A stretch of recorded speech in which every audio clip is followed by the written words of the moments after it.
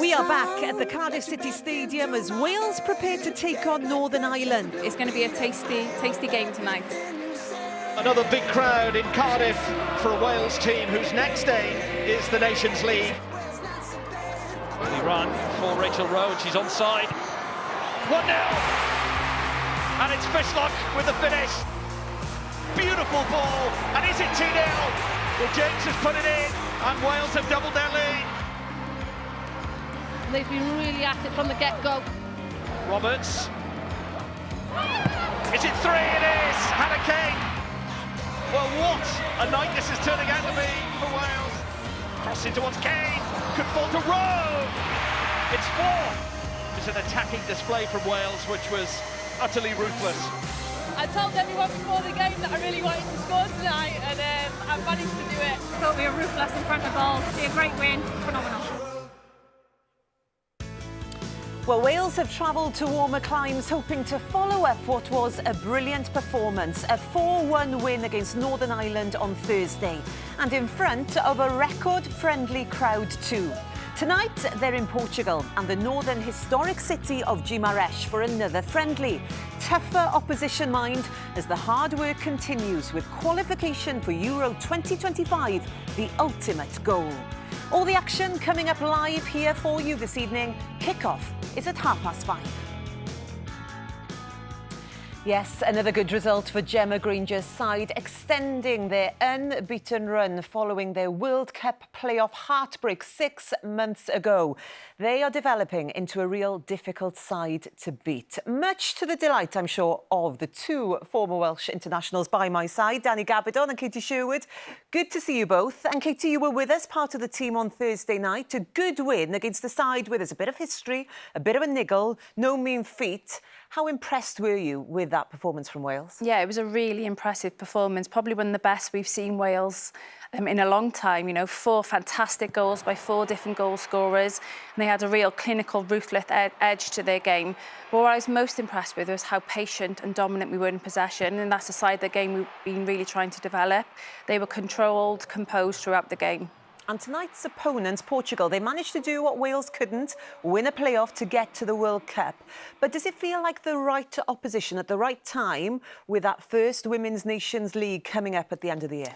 Yeah, I think it is, because this is the level of team that Wales is going to be coming up against in the Nations League. I think it's always good to test yourself, measure yourself against better opponents. I thought the performance Thursday night was fantastic, and what pleased me most about that was it was all about Wales. It wasn't too much about what Northern Ireland were going to do. It was about Wales getting on the front foot, being positive, dominating the game. Not going to be so easy against Portugal tonight, but hopefully we'll still see a lot of good elements on that performance again tonight. So good test for the girls. Goals, that's what we're after this evening. Yes, please. Well, while we're here in studio, one lucky member of our team is out in sunny Portugal. We're not jealous or bitter at all. Laura Kenyon is out there for us. Thanks, Catherine. Yeah, it is just a little bit warmer than in Wales, but perfect conditions, hopefully, for some attacking football. Now, the home side, they lost here to Japan 2-1 on Friday. They have already, though, qualified for the World Cup, but only in February against Cameroon. Now, today, the head coach, Francisco Neto, he makes 11 changes. One to watch, Caroline Mendes, third most goals in Portugal's history, a big threat. And in defence, Diana Gomez scored in that crucial win over Cameroon. As for Wales, well, Gemma Granger, she names an unchanged side. Olivia Clark preferred in goal over Laura O'Sullivan. The goal scorers, Jess Fishlock, Hannah Kane, Anghara James, Rachel Rowe, they're all there. And the captain too, Sophie Ingle, player of the match on Thursday. Well, a familiar, strong lineup and something I've been talking about with the Wales manager, Gemma Granger. Gemma, you've had time to reflect now on that Northern Ireland performance. Was how clinical you were one of the most pleasing parts? Yeah, it was. I think how clinical we were, but also as well the players that we managed to rotate into the team, and we still were able to dominate in the second half and really put on a performance, making changes. Same team starts today. How important is consistency for you as you build towards the Nations League? Yeah, it's about consistency within this team and providing players opportunity to be consistent over 2 games, because that's what we're preparing for in the Nations League. Portugal, they're class opposition, aren't they? 11 changes from then today. What do you make of that? Yeah, we knew they were going to make changes. We anticipated that they would, and I think for them, they're preparing for a World Cup, but we know that they'll make changes in the game as well, so that adaptability, that problem-solving part of our game is another challenge that's going to be great for us. Gemma, thank you very much indeed. Thank you. Well, the thoughts of Gemma Granger there. Tonight is a friendly, no changes, as we've just heard. Are you surprised, Katie? It's a difficult one because it's about developing this team. There's still lots of areas that we need to progress with. So she needs to develop consistency, momentum. It's international football. We're building towards the Nations League. They're building towards qualifying for their first major tournament. So Gemma needs to know her strongest team. Yes, we'd like to see playing time, but it's international football. She has to develop that consistent performances from her team. Yeah, how much of a balancing act is it? Giving opportunities, experimenting, but also trying to build cohesion and also that confidence in the side. Yeah, it's about getting that balance. I think the squads, of course, is really important. You want players to come in, be given opportunities and take their chances. I think we saw that with a couple of players on Thursday night. But this is preparation for the Nations League as well. And as Katie said, I think Gemma Granger is still trying to create that identity, still trying to develop things. And that's very difficult to do if you're chopping and changing the team all the time. So no surprises for me to see the same starting 11. Talk about developing. They are developing into a pressing side. How important are the old heads, Sophie Ingle, Jess Fishlock, in getting that right? Yeah, they're instrumental to this team's success. We've seen on Thursday, you know, Sophie Ingle, her quality and vision on the ball, but the pockets of space that Jessica Fishlock finds and her timing, the interchange of movements, great numbers into the box on Thursday. That was part of their success, but her timed run and calm finish in the box, that's what gets this team going. She's world class. Again, Sophie Ingle, you know, pulling the strings, but it's that movement from Fishlock, you know, that's the two centre midfielders there in those advanced positions, and in-sync play and a cute finish there from Angharad James. Hannah Kane was also all smiles following her first international goal. How impressed were you by the fluidity of the front three in that box? Yeah, I think the front three dovetailed and interacted with each other really well.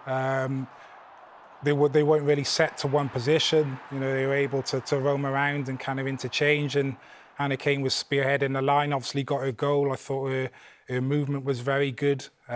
Put herself about a little bit as well, got a couple of knocks for her troubles. But I thought she did a really good job of leading the line, and she would have been delighted to obviously grab a goal as well. Gemma Granger, Sophie Ingle, they've both spoken about how disappointed they were to concede that goal. Does that just show now the standards that they set themselves, not just in getting goals, but also defensively? Yeah, it's the standards and that mentality, and I think that's one of the biggest things that Granger has tried to bring into this team. It's about believing that we are good enough to qualify, we are good enough to compete with the best, and you have to have those standards all the time, whether you're playing a Northern Ireland or a Portugal, and that's the mentality that she's trying to instill within this group. Well, we want goals from Wales. We're going to find out very soon if we're going to get any. It's time to join our commentary team out in Portugal, Gwennan Harris and Simon Davis. Thank you, Catherine. Well, the 4 goals against Northern Ireland has certainly boosted confidence in the Wales camp. But the challenge of Portugal is a different matter altogether. This is a Portuguese side that has had to scrap their way to the World Cup finals in Australia and New Zealand. Portugal ranked 10 places above Wales in 21st and got through to the last European Championships as well, albeit at the expense of the disqualified Russian team. The thoughts of Gwennan Harris coming up after the national anthems.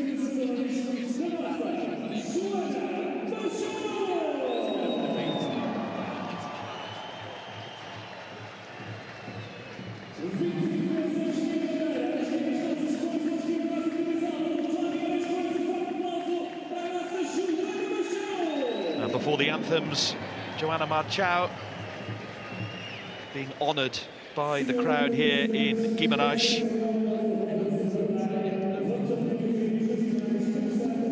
And there is a celebratory atmosphere in this city, in this country, about this Portuguese team as they head to the World Cup.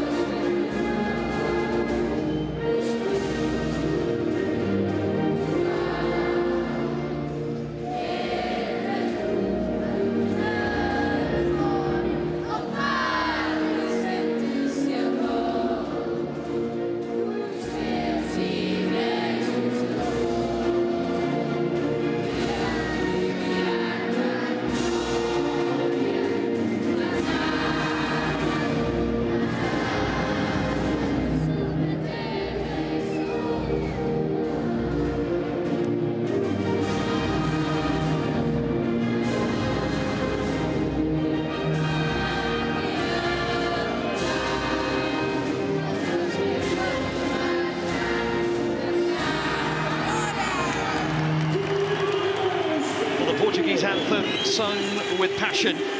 This is a team off to the World Cup, which takes place in Australia and New Zealand in under 100 days' time. They qualified for that with a 2-1 win against Cameroon in Hamilton in New Zealand in the Confederation playoff. As far as tonight's 11 is concerned, well, Portugal have gone with an entirely changed 11 from their defeat to Japan on Good Friday. Benfica's Silvio Rebelo captains the team on her 124th cap. Sevilla's Dina Gomez also featuring at the back, and the experienced forward Carolina Mendes has seen it all with 113 caps.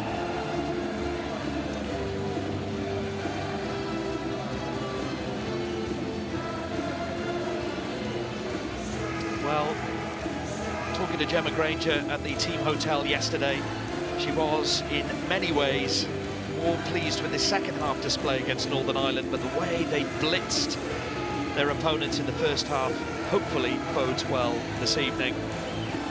But it's a different proposition altogether. Well, Wales are unchanged from the win over Northern Ireland. Olivia Clark, for the second consecutive game, retains her place in goal. 20-year-old Esther Morgan stays at left-back in the absence of the injured Lily Woodham. Jess Fishlock, Wales's most capped player, moves to 141 appearances this evening.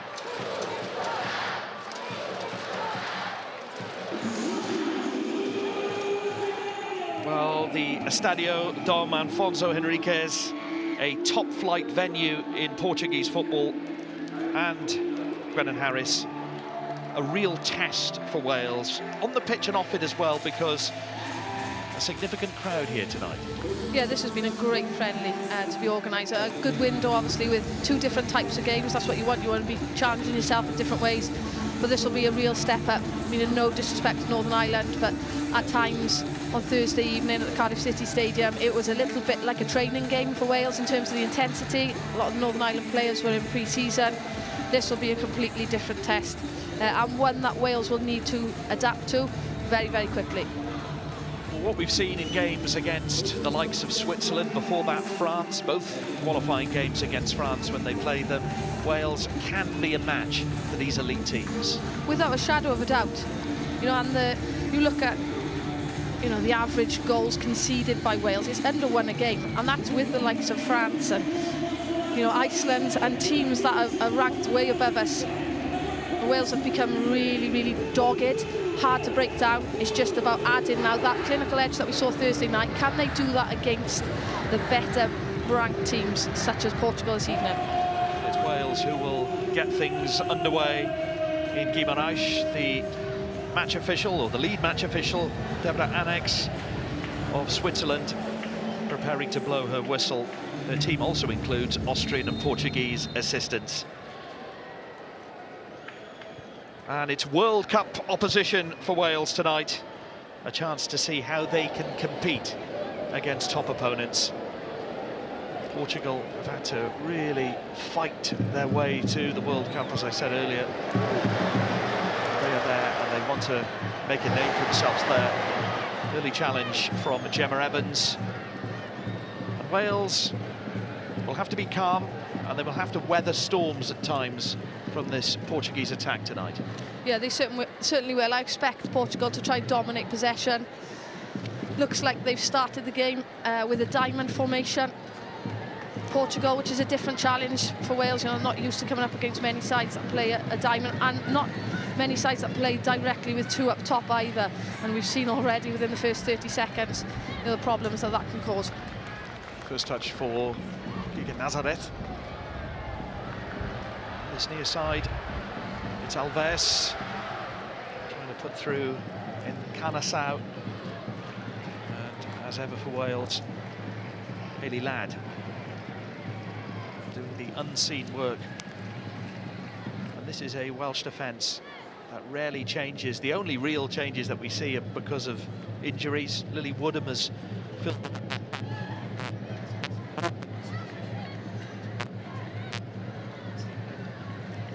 Yeah, she's had a couple of opportunities playing in there prior to her injury. She did superbly against France at home and away. You know, she is young, she's inexperienced, but she's played very well when called upon.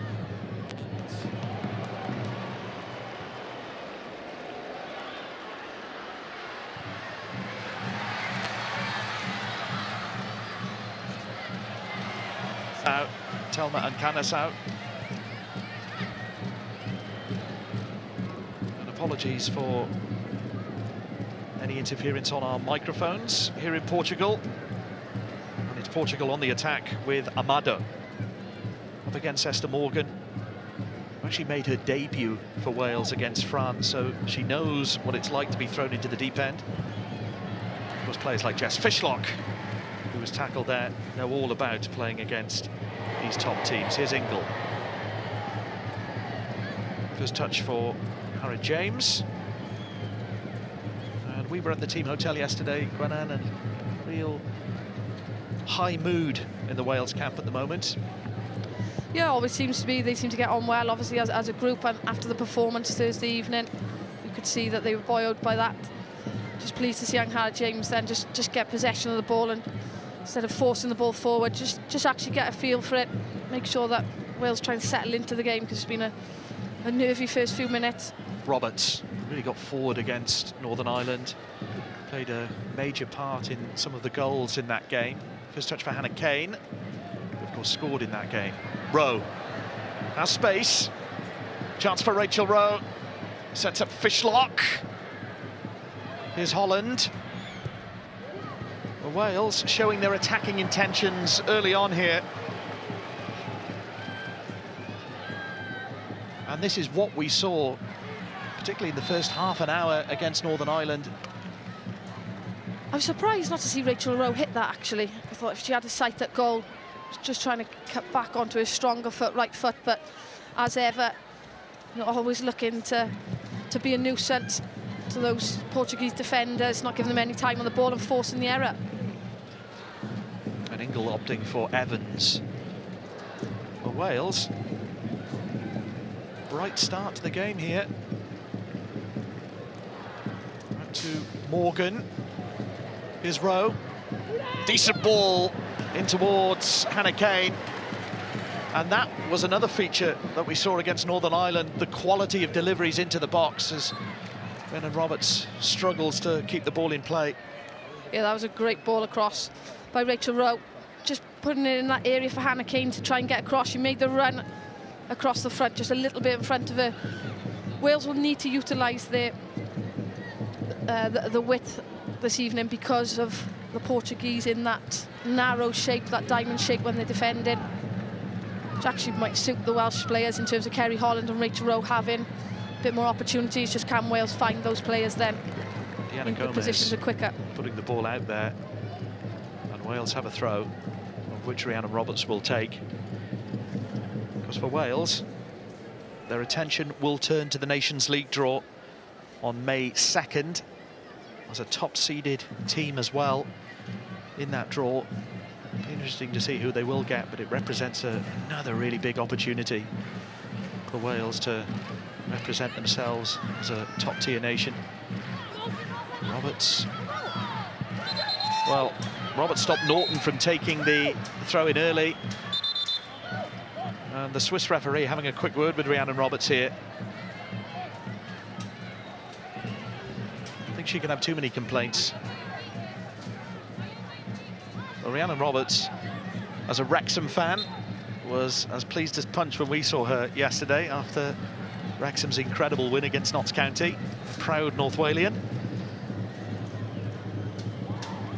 She's not the only one in the squad. I think Safia Middleton-Patel falls into that bracket as well. She's on the bench tonight. I think everyone's a Wrexham fan now, Simon. It's the bandwagon. And long may it continue, by the way. Here is Roberts with the throw. Tireless running against Northern Ireland, Rhiannon Roberts. Loose pass from James. Mendes setting up in Canasau. Gemma Evans there. Oh, she committed then, Gemma Evans, and she had to make sure that she won the chance she did, but Wales sloppy in possession, and Angharad James just no look pass. James has spotted Rowe in space, and Rowe could get on the end of this. Portugal really struggling. And Rowe's attempted cross in the end could be dealt with here. Fishlock's attempt on goal is deflected. Here's James. Well, Portugal do not look comfortable. Wales have been in their faces. been a high-tempo start once again. Rowe up against Amado, who did not look confident at all. That ball was played into the penalty area. Flag's gone up against Fishlock. An encouraging start. Yeah, I think you'd expect, you know, you said Portugal not looking comfortable. When you make 11 changes, you're quite disjointed in terms of that consistency between partnerships and continuity. So, you know, Wales just need to try and make the most of that, as I said. Try and utilise the width where their space is, and in those pockets, trying to find Fishlock, who we know gets into great positions. Ball back to Moraes. 30 years of age. Plays down the road of rival Sporting Braga, not far from Guimarães, here in northern Portugal. Fishlock. It's found Holland in space, and Holland will attack. Did have the option of Hannah Kane. Hannah Kane was just trying to make the run across, trying to drag a defender with her to create space. Maybe on that occasion could have held it. But good to see Wales's wide players, as you've mentioned, Rachel Rowe already, Kerry Holland already, in the opening 5 minutes being in a one-on-one position. That's where you want your wide players. Rachel Roberts, who hasn't had an awful lot of club football, or perhaps not as much club football as she would have liked this season, Rhiannon Roberts. Well, that can be said for a number of the Wales players. Alves. Pass towards Norton. There's her opposite number, and Harry James putting a bit of pressure on her. Here's Holland. Good on the ball a fair bit against Northern Ireland. Has really cemented her place in Gemma Granger's thoughts. Lovely ball from Ingle. And that's another thing we saw in abundance against Northern Ireland. The pass is only as good as the run, though, and fair play. Rachel Rowe's run from out to in created the space for herself there. Here's Holland. 1-2 with James. And it's a corner for Wales. And an encouraging first 10 minutes for Wales. Yeah, pleasing to see, as we said, wide players getting in those positions. It'll be interesting to see actually what Wales do from these set pieces. It's been something that they've been training hard on. We saw that Thursday evening. There was a couple of different routines. The first corner of the game, and it's gone Wales' way, and Rachel Rowe will take it.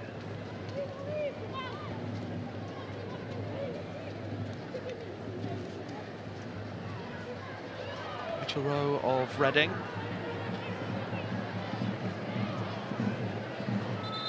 It's got the option of Fishlock going short here, but the referee seeing a bit of pushing and shoving inside that 6-yard area.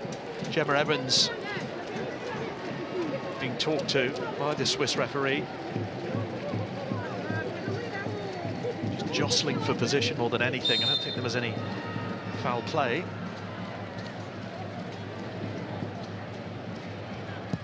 Rowe's delivery, the trajectory, the ball was quite a flat one, and it almost ended up at the feet of Gemma Evans. Ladd, terrific distribution out towards Rowe. Hannah King was absolutely totally free on that back post from that corner. I think if Gemma Evans had got that flick on. But again, you know, just pleasing to see Wales trying to mix it up a little bit. Obviously done their research. Yeah, they trained in northern Portugal yesterday. Didn't have time to look around the town as well, so there was a bit of leisure time for the players as well, but all the focus for Gemma Granger is for the upcoming Nations League campaign and ultimately the European Championships after that. And there are a few Welsh fans as well who've made the trip, as you saw on your screen there.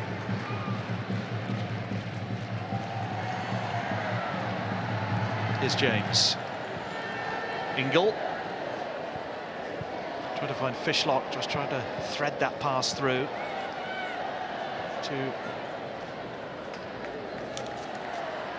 It was Nazareth who was tackled, but Portugal really struggling to get out of their own half here. And that was a late challenge on Holland, and Norton. I don't think there's going to be a card here, but the referee is coming across to have a word with her. This was the incident, Gwenan.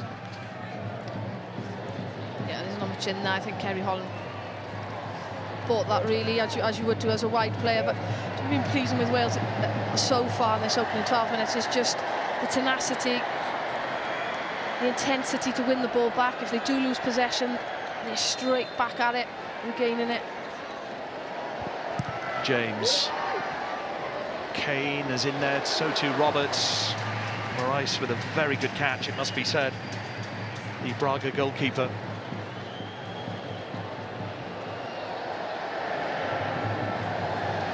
Well, there's a party atmosphere in Guimarães. This is the first opportunity that some fans have had to cheer on their team since they got to the World Cup. They did play Japan on Friday. There's a decent crowd as well. As a player, mind, if I was playing now as a Welsh player, I'd be so happy to see that, because you know already within 12 minutes you're on top if the crowd are turned into a Mexican wave, if you're away from home. It will be James again to take this free kick. Gone short to Morgan. Decent cross, but ultimately another easy collection from Rice. Amado.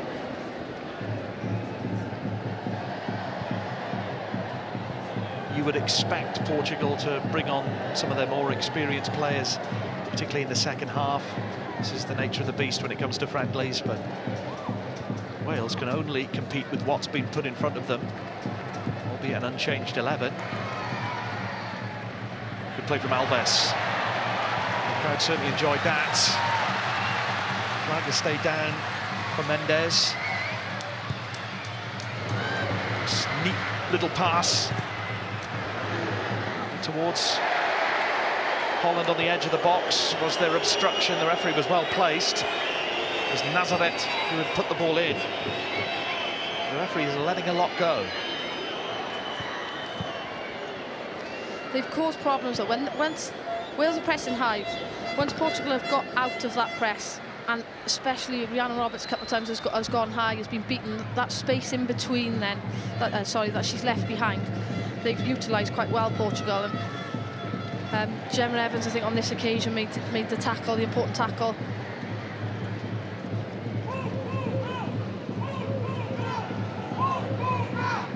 Just a bit of skill from Alves. Yeah, but you just see them after that, you know, they know exactly how to play, where the spaces are in between. So it's Rhiannon Roberts who got back for that tackle.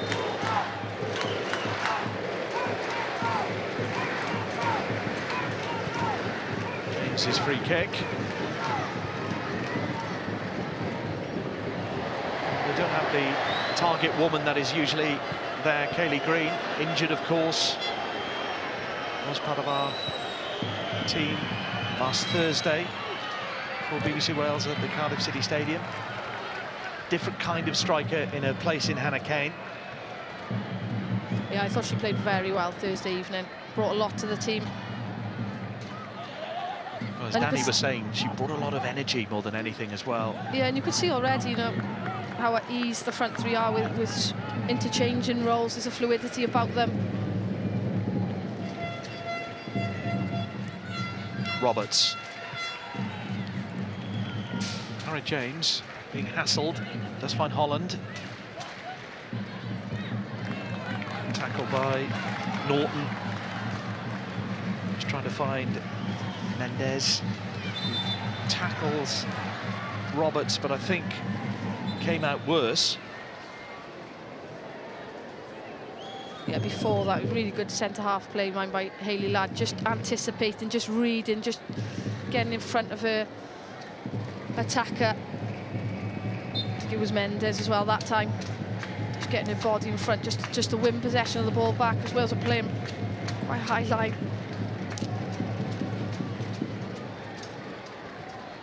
It's a Welsh throw, won by Rachel Rowe. Esther Morgan We'll take this throw. Interview with her, by the way, that you can see on the BBC Sport Wales website. Talked about the licence of getting forward and how she had to recover from a knee injury, a really nasty knee injury. Good shot from Roberts. Worth the effort? Definitely. I love to see that. You know, if it opens up in front of you, why not have a go? You know, okay. Now she's just leaning back, so obviously she has to lean back a certain amount because it's a further distance away, but just leaning back a little bit too much. But yeah, I love to see that as a forward player. You know, you get half a yard, why not have a pop? Gemma Granger made a number of substitutions against Northern Ireland. I suspect a few more will be featured as well later on, depending on the score, of course. And there is the Portuguese coach Neto, who is thinking, of course, about the World Cup now. 99 days away for the Portuguese.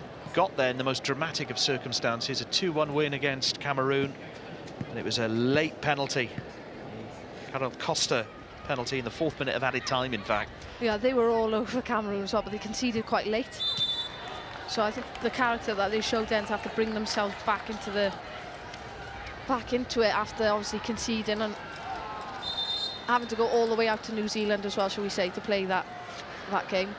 And that was the route that Wales would have had to have taken had they beaten Switzerland. It's all ifs and buts, of course, but a position that Wales would have loved to have been in. But congratulations to Portugal. They have earned the right to be in Australia and New Zealand. Header out from Hayley Ladd. We've talked about her partnership with Gemma Evans. That has been the bedrock of results under Gemma Granger. Evans with the sliding tackle. Rowe with the turn of pace. Here's Nazareth. Nice switch of play. Amado has got room to run at Morgan.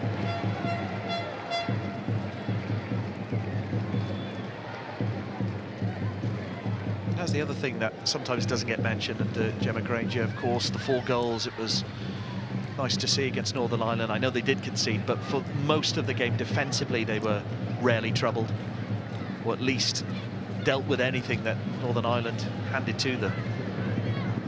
No, Wales have always been pretty solid defensively. We've seen that under Jane Ludlow as well. They have improved in that area, as I mentioned before. You know, they average under 1 goal a game conceded, but they weren't hugely tested on Thursday evening. This is a different game. They'll be really happy actually how they've settled after the first couple of minutes.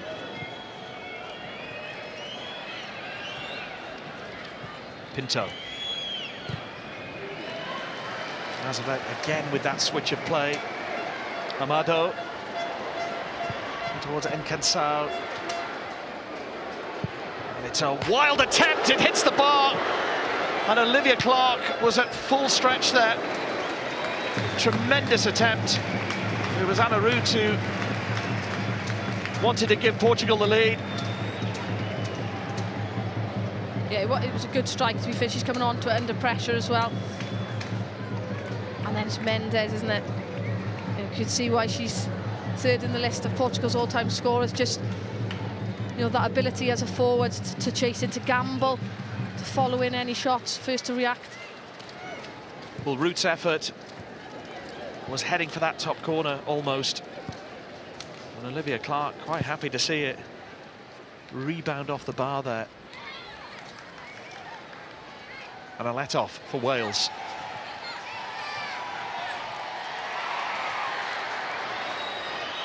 Tackle by Kerry Holland, not appreciated by this Portuguese crowd. I think the reaction to that tackle hasn't pleased the Swiss referee either. It was Nazareth who went to ground. Kerry Holland not pleased either. There's not much in that at all, is there? A great turn initially mined by Nazareth. Technically, obviously, Portuguese very good. She was a goal scorer when they beat Iceland in that playoff leg that went to extra time.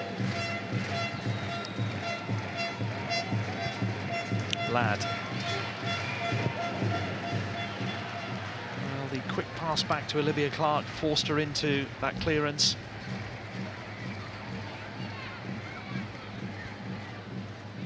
But what a attempt on goal that was from Anna Rood. It's only her third cap, almost her first goal for Portugal. Roberts. Gemma Evans to Sophie Ingle, looking for Rowe, couldn't get it past Amado. Hannah Kane trying to put pressure on Moraes. And the Route 1 approach is working for Portugal. It's Encasao. Tremendous tackle from Gemma Evans. It had to be inch perfect, and it was. It's an outstanding recovery tackle, but you should never be beaten from a long direct ball like that. You just got to understand at times when to just drop off a couple of yards. They've looked to threaten in behind at every occasion. Wales obviously playing pretty high line at times. Just when there's no pressure on the person, you've just got to drop off, but an outstanding recovery tackle. Fair play. Has forced a corner for Portugal. Didn't get past the first player in Fishlock. Nazareth still has it. Kane trying to close down. Well, she did. Norton went down and has won the free kick because of it.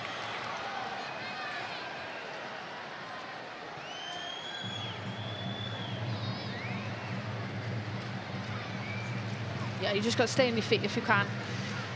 I'm probably not the best person to be talking about that as a fellow forward, but you know, in those positions, try and stay on your feet, try and force on the other side. So yes, it's a great strike technically.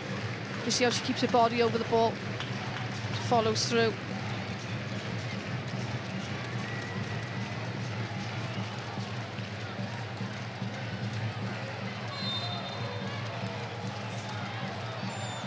It's another set piece for Wales to defend. Comes to the edge of that penalty area where Rachel Rowe is. Danger still not away. Norton opting to go back rather than forwards. Rebello out to Alves. It's a decent period of pressure, this, for Portugal. And Alves has gone down. She was in between both Kane and James and feels that she was struck in the face.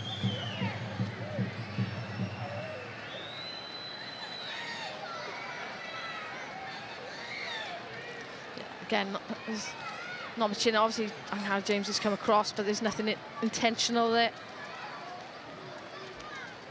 And she's beaten her player on nearly every occasion. Actually, Alves, she's been a bit of a threat from that left-hand side. She cut in, obviously, on her right foot.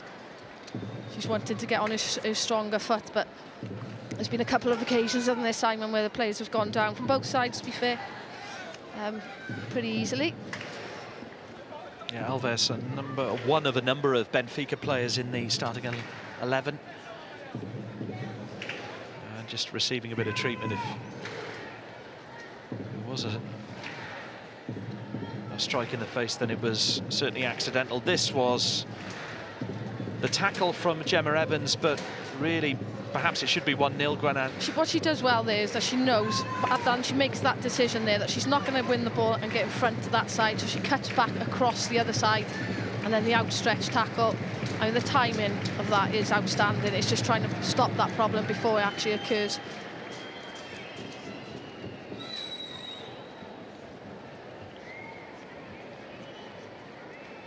That was Telma and Carnassau with that attempt on goal.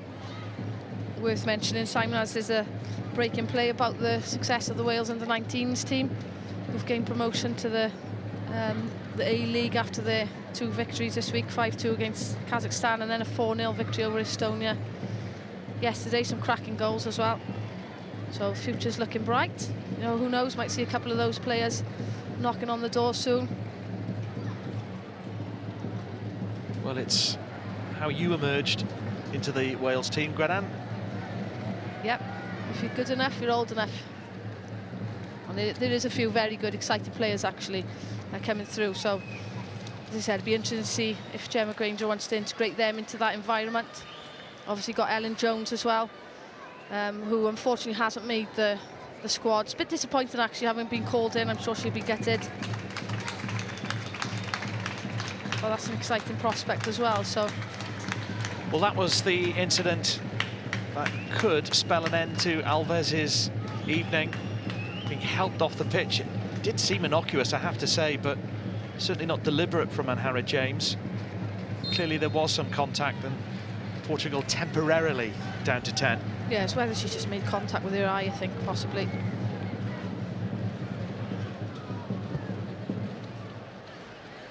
It's another simple ball over the top, and this time Nazaret getting behind the Welsh defence.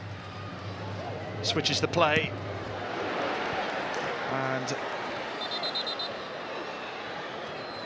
well, the referee again had a good look at that. Encarnação with the attempted volley, and again another Portuguese player holding her face. Esther Morgan, the nearest Welsh player to her.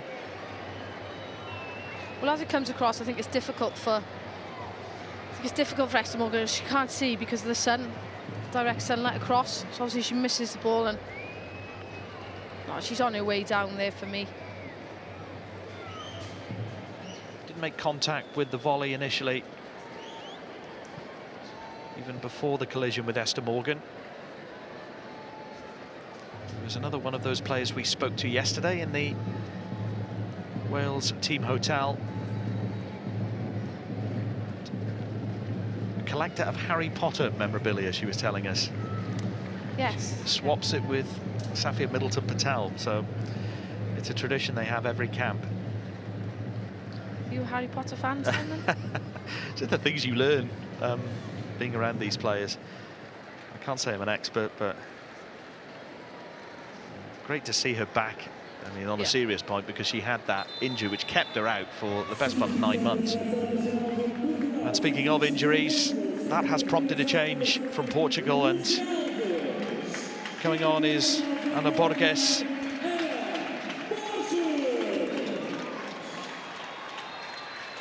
A regular in this Portuguese team, and I suppose Portugal not prepared to take any risks with their players. And you could see the disappointment of Alves there on the sidelines. I suppose that's the luxury of friendlies, when you can make as many substitutions and it's quite as you clear. wish. Sorry, Simon, it's quite clear with Portugal that, you know, as was mentioned, they're building towards that World Cup. They want to try and improve that squad depth by giving opportunities, by making 11 changes this evening. You can't develop that depth if players aren't given opportunity at the highest level.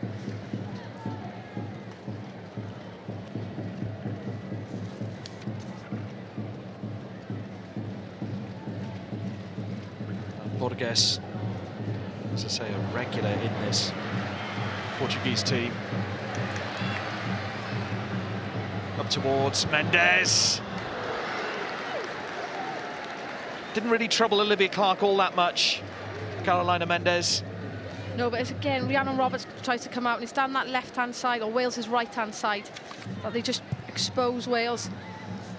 Gemma Evans does well initially. She's trying to force her onto her left foot. Down the other end is Hannah Kane.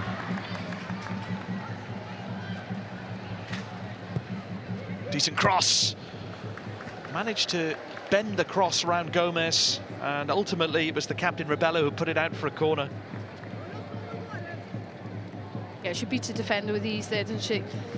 Just gets a half a yard and whips the ball in. Gemma Evans, you could try. She's trying to tempt Mendes to go down on the left-hand side, but then he's slow to react. Can't rely on that tackle diving in. Just lucky it was a tame effort, really quite easy for Olivia Clark. Rachel Rowe to take this corner.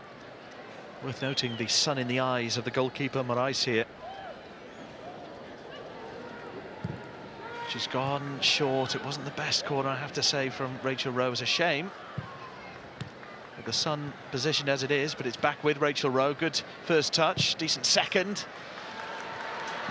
Tried to pull the trigger with a third. The counter-attack is on, though, up towards Mendes, being followed by Ladd.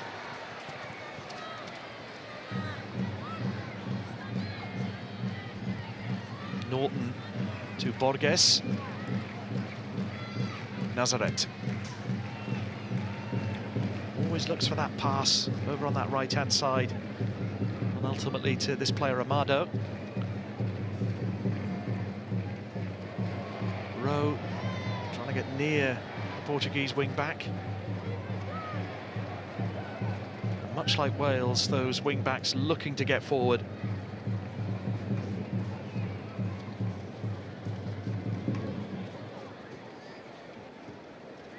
Warm conditions out there, that will play a part as well. I think we've seen during some of the stoppages a few of the players going over to the sidelines for a quick drink. Stay hydrated. Borges is free here. Mendes wanting the ball off Nazareth, who's seen an awful lot of the ball in this opening half hour.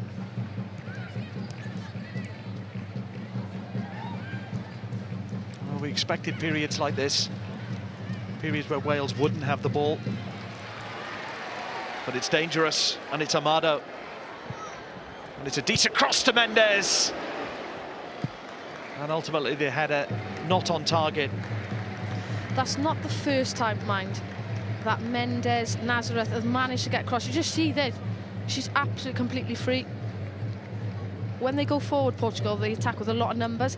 And it's, again, as I say, it's not the first time that they've had those two players unopposed. Just Rhiannon Roberts, Hayley Ladd need to get back into position quicker. The distances when you're playing up against directly two up top, and then the opposite winger filling in as well. You have to ensure that the distances between players defensively is good, the communication is good. Borges. You talk about experience, this her 158th cap for Portugal. Gemma Granger there, sometimes accused of not being too vocal on the sidelines, but I have to say in some of the games that we've seen, she has been quite animated. Now assisted by John City, so new look coaching setup for her. James, nice pass to Holland. I think she was offside as well. I know that she's disagreeing with the assistant referee, but I think certainly if we see a replay here, she was about a yard off. Yeah, it looked originally, didn't it, from where we were here. It's disappointing though, because you're looking across the line there. No, she's not at all, Simon. Well, I think it's Rebello that's keeping her on. Rachel Rowe was, or possibly in an offside position on the far side, but the game should have been allowed to be played on. But once the cross had come in, maybe that was what forced the decision. You could see the reaction though, couldn't you, Simon, in terms of Kerry Holland knowing, because she's looking across, and that's what I was about to say, if she was offside. You know, when you're looking directly across, there's no excuses, because you can see exactly where you are whilst you're waiting for the ball to come back. We had a slightly diagonal view, at least that's our excuse.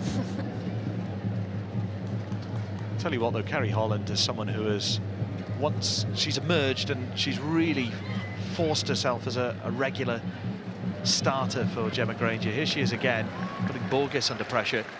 Yeah, I'm a big fan. She brings a lot of energy, and she's really important in the way Wales press as well, and trying to regain possession of the ball back higher up the pitch.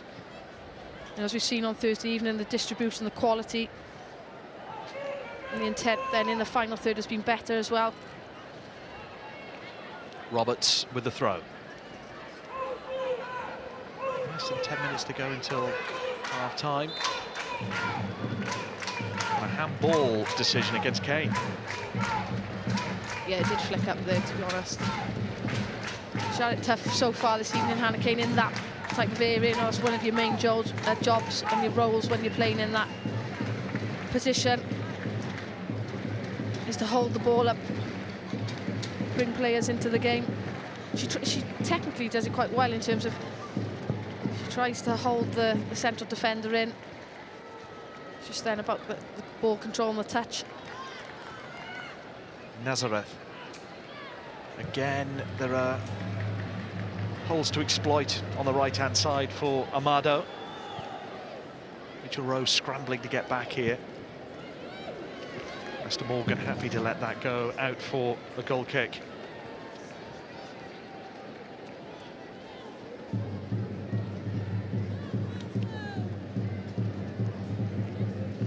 Well, Portugal have been placed in Group E at the World Cup. Netherlands, Vietnam and USA, their opponents, playing games in Dunedin, Hamilton and Auckland in that order.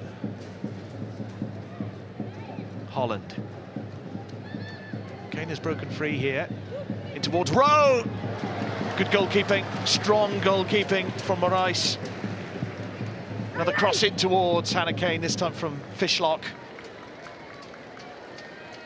Oh, she came out well then. This is a centre-forward's cross, mind. Just putting it into an area where you can run on to attack. She's brave coming out, to be fair, and cleared it well distance-wise. Yeah, if you can't catch the ball, then at least get distance on the punch.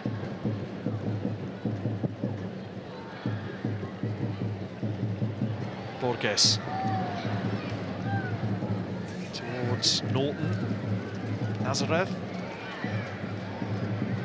The two number 8s clashing there, James and Norton. Here's the latter, out towards Amado. Looking for the run of Caniso. Yeah, it all stems down Wales's right-hand side again, Rhiannon Roberts, because she's not directly up against an attacker. She's being drawn in. The long-distance attempt from Portugal, because that is where they've had the most fortune. Anna Root rattling the crossbar. Certainly the best chance of the game so far. Borges. Good footwork. Trying to put through Nazareth, but it's good play, good defensive play from Kerry Holland. Immediately looking for Hannah Kane, and as Danny actually said at the start of the programme, we mentioned Esther Morgan's injury. What about Hannah Kane? Had some real trouble with her ACL and admitted herself that she had some very tough days in rehab where she wondered if she would ever feature for Wales again. Of course, always that doubt in the back of your mind, I'm sure. Yeah, it's a lonely place to be at times when you're doing rehab, and obviously you're going to have times where just a few little things don't go your way. But yeah, as you said, great to see her back. It was unfortunate timing for her as well, because she's just broken into the Wales side. There's a collision. Ingle could be in trouble here. It's a yellow card for the Wales captain, who seems puzzled by the decision.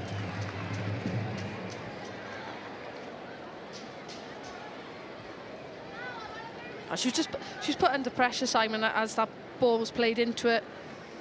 Ball in from Angharad James. You can see the other angle, but I saw the referee go straight for a card, and I did wonder. Again, she's in a good position there. She can see, again, it's more the reaction, isn't it? Norton, who had brief spells at both Inter and Barcelona, Andrea Norton, currently in Benfica. Sophie Ingle, of course, playing for Chelsea at the moment. There's some huge games coming up for Sophie Ingle. Obviously, Chelsea are in the semi-final of the Champions League stage against Barcelona. And, you know, Barcelona managed over 91,000 twice last season. One of them in the Champions League. So I'm sure they'll be expecting a big crowd again. I think it's just because obviously she's been put under pressure there. She's just felt a little nudge in the back, and obviously to try and balance, Sophie Ingle's put her arm up.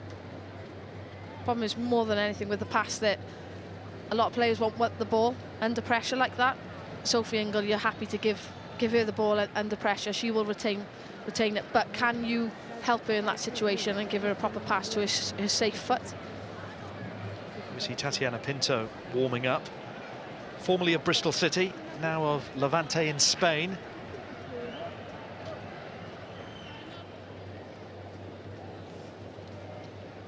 And worryingly for Portugal, Norton has only just got up. She has been down, and there will be considerable injury time, I'm sure, because of this and previous injuries. Alves had to leave the field.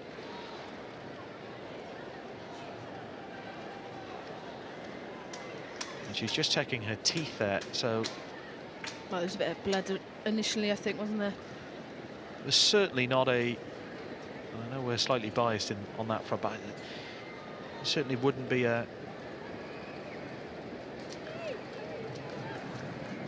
piece of foul play from Sophie Ingle. Certainly not in her character. But Wales matching Portugal, as that scoreboard says.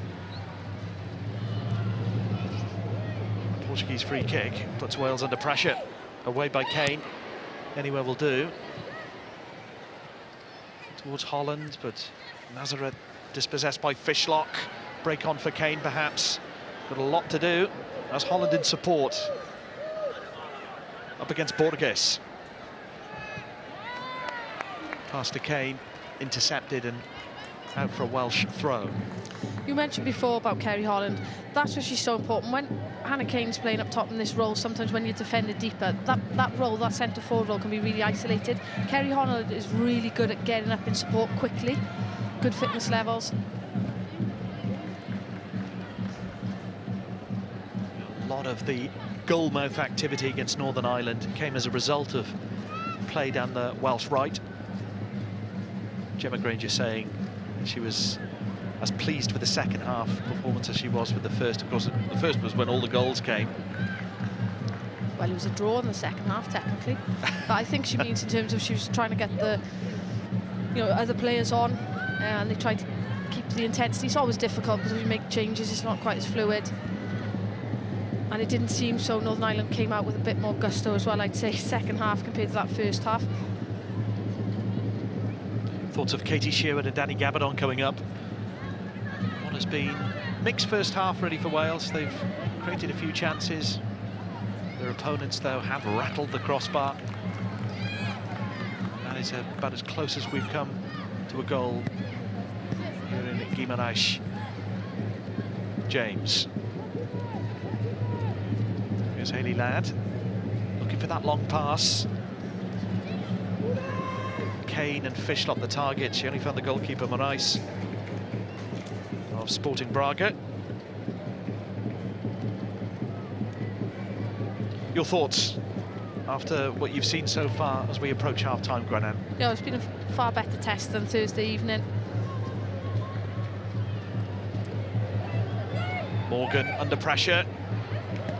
Well, I think she was either waiting for the call from Clark or from one of her defenders. As it happens, she's won the goal kick, but...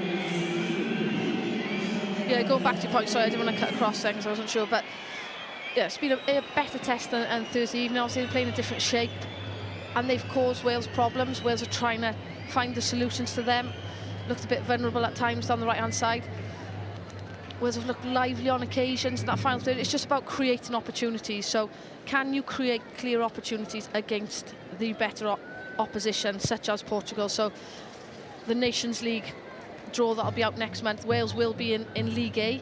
They'll be in pot 4 of League A. Portugal, Switzerland will also be in pot 4, and it's against those types of teams. So these types of teams, can we be more, just a little bit quicker with the play and create more clear-cut opportunities and obviously take them then?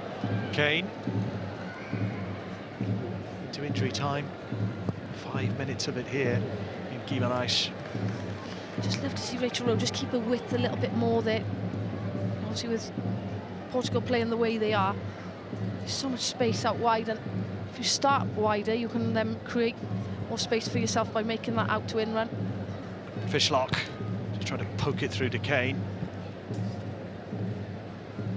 Oh, Roberts went in, committed herself, and Nazareth is away. Harry James helping out and releasing Hannah Kane. Kane could be in here. Again, Morais has committed herself. She's dropped it. Well, recovered in the end, but Hannah Kane putting pressure on defender and goalkeeper. She had the right to compete for that ball, and it almost brought rewards. Yeah, it was a tricky one in the end, though. It was just a mess by the end. But the willingness to run those channels, run in behind, try and force errors and gamble. You never know when a goalkeeper's going to miss the ball or if there's going to be a miscommunication. Fishlock. Ball forward from Pinto to Canasau. Ball down by Ladd. To Olivia Clark, who will be so happy to see the Portuguese scoreboard at 0 after that ball hit the crossbar. Hasn't had to do an awful lot other than that. Nice ball this for Kane, who has got the pace but needs the support. Yeah, as I mentioned, that's the problem sometimes with playing that type of formation, that lone centre forward role. They need support quicker, and the distances have to be less between them and the midfield. She's willingly run those channels. It's opened up for Ingle. 1-2 with Kane. Ingle to Rowe. He's got her back to goal. Needs to get past the last defender there, and it was Borges who did enough to get it away. A break now on for the home side. Amado. Lovely cushioned header down towards Mendes. Put behind by Ladd. There will be time to take this corner. She's given a goal kick, I think, Simon. She just fell as she went across it, but those... I just didn't quite fall for it, did it? That first touch, Rachel Rose, she could get in and open up her body, but that position of Nazareth has caused a lot of problems because she's just been given a bit of a free range. She sometimes drifts into the central area. She sometimes drifts out into that left-hand side.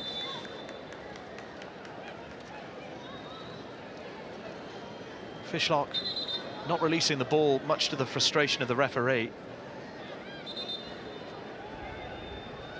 Jess Fishlock's 141st cap, Wales' most capped player. I think she felt that she was fouled by Dana Gomez there. Roberts deals with it. Here's Nazareth. Could still be time for Portugal to test Clark in that Welsh goal.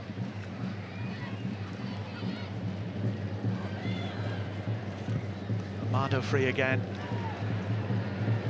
Incansau in front of her, looked for her. Cleared away on that occasion by Ingle. Rowe has gone down. And the referee, who has had to put up with a lot in this game, a lot of late challenges. I think she's done pretty well, the Swiss referee, and that was a foul. Yeah, again, I don't think it was intentional. She's gone for the ball, she's mistimed it. Obviously catches Rachel Rowe high.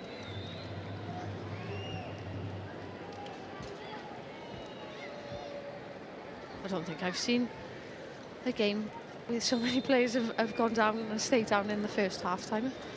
Yeah, and it's forced changes as well for Portugal.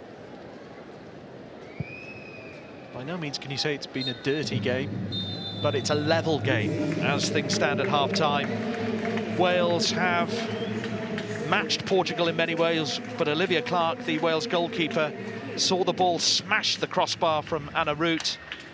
And for those Portuguese fans who want to see their team at the World Cup in 99 days' time, they're frustrated at the moment because at half-time, it's Wales 0, Portugal 0. Well, no goals, but there have been opportunities during that first half for both sides.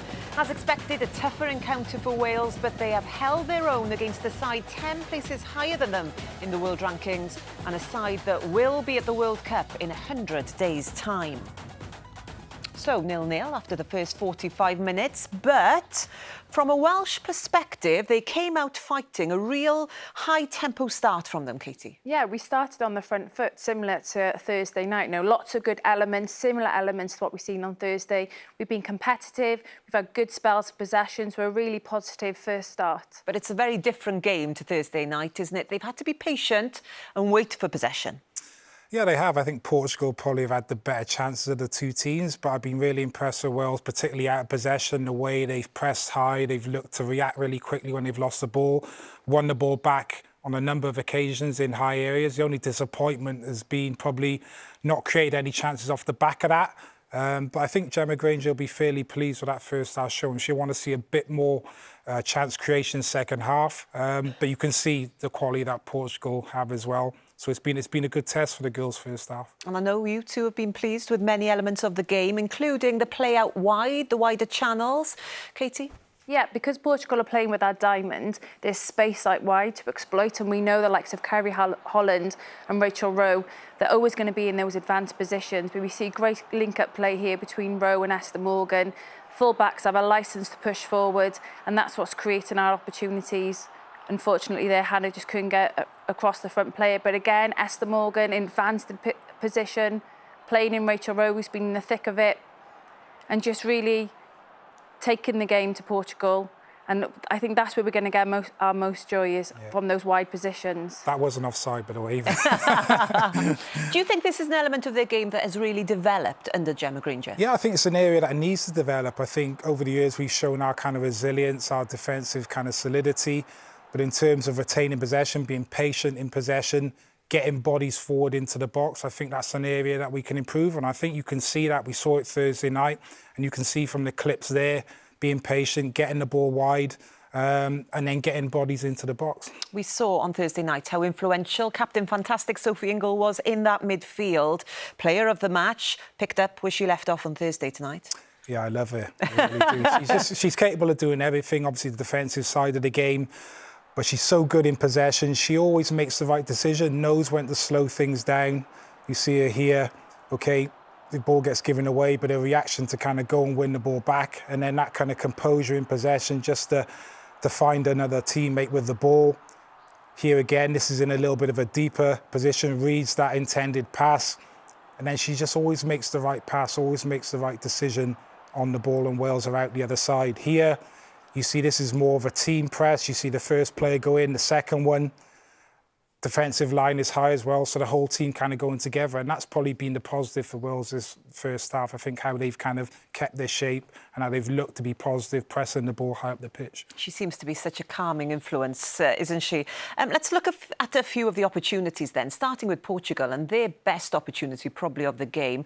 20 minutes and Wales may be lucky to get away with this when the crossbar helping them out. And that's the thing, if we are pressing, aggressively and we're sending players forward, you have to be careful of that transition and their counter-attack. You see Portugal win the ball back, and again, they attack with pace, they attack with numbers, quality on the ball, good numbers in the box, and it opens up from here, and, we're saved by the woodwork there. Gwenna mentioned in commentary that defensively Wales have improved. It's one side of their game. Are you seeing people work really hard in that back? Gemma Evans getting back for this one, for instance. Yeah, this was an outstanding piece of defending. This is one of the few occasions that Wales have kind of got caught. I think maybe Gemma not expecting that ball over the top, but she doesn't give it up. Fantastic last-ditch tackle to kind of get back. And that is the danger when you're looking to press high. Sometimes if the opposition player has a bit of time on the ball, sometimes as a defender, you've got to be able to drop off and see that longer ball come in. And that was, as I say, probably the only occasion really that Portugal really gotten behind, and fantastic bit of defending there. Wales have had their opportunities. They haven't managed to turn them into goals this evening. But Hannah Kane has been influential. Rachel Rowe as well, right up front. Yeah, I think as Katie kind of mentioned, when we've been able to kind of get the ball into wide areas, I think even Portugal, as the half has gone on, we've got quite narrow as a team as well, and they've had a bit of joy in wide areas. But, Hannah Kane here, no stranger to being in those wide areas. She does play in that position a lot for Leicester, and fantastic ball into the box. Rachel Rowe almost getting on the end of it. What I like as well is how we recycle possession. We got players in the right position to pick the second ball up. We probably just haven't seen enough quality in the final third, really. As I say, for the amount of times that we've kind of won the ball back high, I think Gemma Granger would have wanted to have seen a little bit more end product from the team. Yeah, will she be disappointed? Does it feel slightly like a step back from what we saw Thursday when they were turning those chances into goals? Tonight, they're not quite managing to do that. But you have to appreciate the quality they're playing against. You know, the quality, they're so much more organised, so much more compact than what Northern Ireland were. But when we compare our game to when we played the likes of Switzerland, again, a higher ranked team, I feel like we've progressed already so much. More numbers into the box, you know, much more composed onto the ball. So we are making those steps, but you have to give, you know, reference to the team we're playing. It's much more quality than Thursday night. Katie's glass half full, as ever. Right then, let's go to Portugal, shall we? Laura has also got some company. Laura. Thanks, Catherine. Yeah, I'm with Wales's newest squad member, Ellen Jones. Ellen, we've got a little bit of a sprinkling from the sprinklers there, haven't we? But we're all good. You've been around the Wales camp already, but this is your first proper camp. What's it been like? It's been amazing. I've really enjoyed it. These last 10 days on camp, it's just a great experience, great environment to be in. And like I said, I've learnt a lot off the girls. You were capped at England age grade level, so you know Gemma Granger already. What kind of influence has she had? Yeah, it's great to work with her again. I loved her at under 17s level, and being reunited with her is great because she knows me as a player, she knows how I play. And I've seen the influence she's had on this team, and it's really positive. I mean, the girls today, this first half, have looked really promising, great attacks going forward. Let's talk a little bit about the football on the pitch then. What did you make of that first half? What can Wales do in the second half to really push Portugal? I think considering Portugal are ranked 10 places higher than us, we've really matched them. I think in defence, we've been really strong cutting out the balls, especially our press higher up the pitch. I think from that we've won the ball, and then it's just in the final third, but it's been really good from the girls, great performance, and going in the second half I think we can take confidence from how we played in the first half. Ellen, thank you so much. Really looking forward to seeing you on the pitch in a Wales shirt soon. Thank you. Well, that's Ellen Jones, one of 10 players with fewer than 10 caps selected in Gemma Granger's squad. The next generation who've been named amongst this 26-player squad for these two friendlies. And we now can hear from another one of those next generation players, Safia Middleton Patel, 18 years old. I've been speaking to her this week. Yes! I've always wanted to do this. Hey, I'm Safia Middleton Patel. I play goalkeeper, and this is Match of the Day Wales. Come on! Tell us one thing that we might not know about you. I am a Harry Potter superfan. Lego sets, pyjamas, big fan. What song would you pick to get pumped for a game? Oh, Can't Hold Us Back by Macklemore.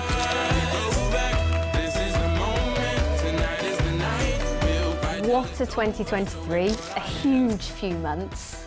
Talk us through what it's been like. It's been a whirlwind, really. I mean, started off the year, pro contract with Manchester United, so that was a great way to start the year. And then made my championship debut with Coventry. It was a great experience, great to get to for 90 minutes. And then straight to camp and had the opportunity to make my debut against Philippines, so it's been crazy. What a moment for the young Manchester United goalkeeper, her international debut, the first of many caps, I'm sure. It was unreal. It wasn't expected. I found out the day before and it was like, is this really happening? On the day I was very excited, nerves were still there, but I think the girls helped me settle down really, really well. A decent cross into the box, and the shot forces an excellent save from Safia Middleton Patel. Wales beat the Philippines by 1-0. Middleton Patel starts her international career with a clean sheet. I don't think I stopped crying for about an hour after, and even then we were back at the hotel and I'm still tearing up at the table. Gemma had to check that they were happy tears, didn't she? Yeah, she came over and spoke to my mum just to make sure that I wasn't upset or anything, but yeah, it was good tears, happy tears. One particular role model for you is Laura O'Sullivan. Oh, it's a good save from O'Sullivan. What advice has she given you? Just to enjoy it, really. You know, don't overthink and just enjoy the moment. We are such a close-knit team that I think right now we can do anything, and I love to be here every minute of it. In terms of representation of British Asians in football, there is still a huge amount of work to do. So in terms of your Asian heritage, how proud are you? I'm very proud. I'm very fortunate to have a huge fan base here and abroad, so I think it's great that I can be up here and hopefully inspire the younger generation to be like, I can do that. I'm very fortunate to be in this position where I can use my voice and show that it is possible. Well, you can't help but smile watching that, can you? Quite the character, obviously. We saw her mention there that pro contract, her first pro contract signed at the start of the year with Manchester United. How much will exposure to that environment, right at the top of the WSL, help her and the national team? Yeah, it's amazing to see, you know, when you're in that environment, you're around those big name players, fellow teammate Hayley Ladd there as well. So you have all those role models. You're in the best environment to get better. You know, the analysis, nutrition help, all of those things that lots of the players haven't had until this time in their career. So to have that at such a young age and be exposed to those big games, you know, is really important for the future of football. She's one of the 10 with less than 10 caps. How important do you think the next generation, these youngsters, will be in helping Wales get to that ultimate goal, a major tournament? Yeah, it's huge. You know, the likes of Jess, Sophie, these fantastic players, they're not going to go on forever. So, you know, the next generation coming through is so important. And as Katie said, I think if you look back to the men's team, the success that they had at Euro 2016, it wasn't just about kind of the quality that they had or the togetherness that they had. They had a lot of players playing at the top level.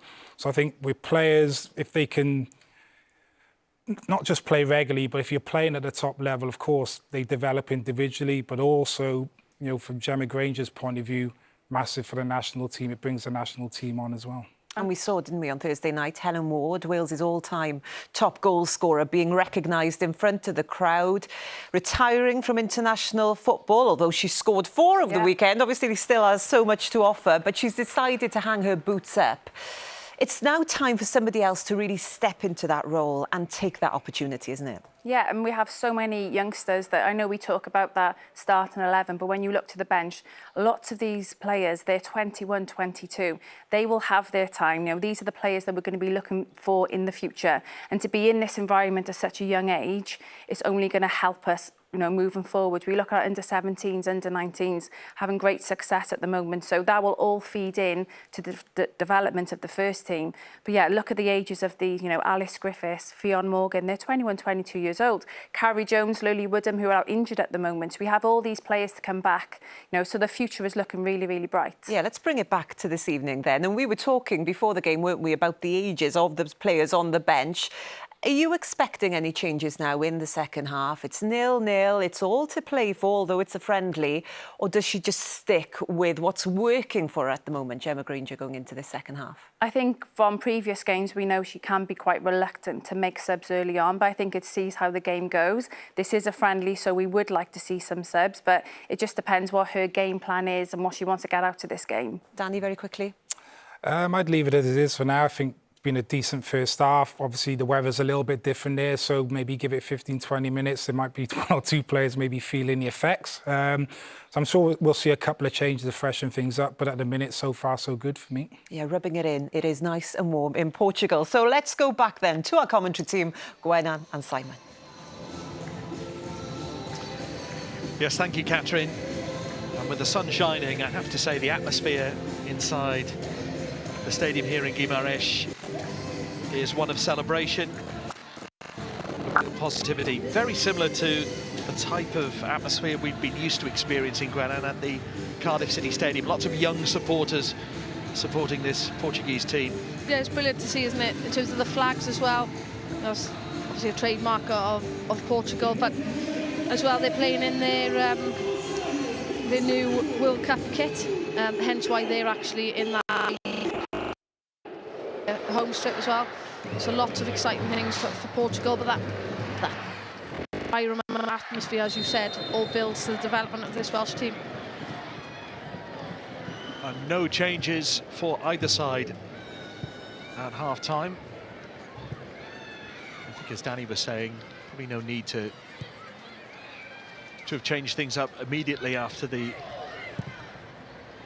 first half for Gemma Granger. Although, while we were talking about the next generation coming through, that's something you're very passionate about, Gwenan, and hopefully a lot of young players on that bench will get to experience this atmosphere here in Portugal. Yeah, I mean, I agree with what Katie said, the time will come, but I also do think that they need to be exposed to the environment a lot quicker, a lot earlier, just even if it's 20 minutes now and again, especially in situations, friendlies. I'd look back maybe to the Pinatar Cup. I think that was the perfect idea, or the perfect, time to be given those fringe players just more opportunities to try and prove themselves. First touch of this second half for Canasau. He's given it away to Rowe. Amado. Referee bringing the play back for a handball. Wales free kick. Ingle, of course, went in the referee's book in that first half.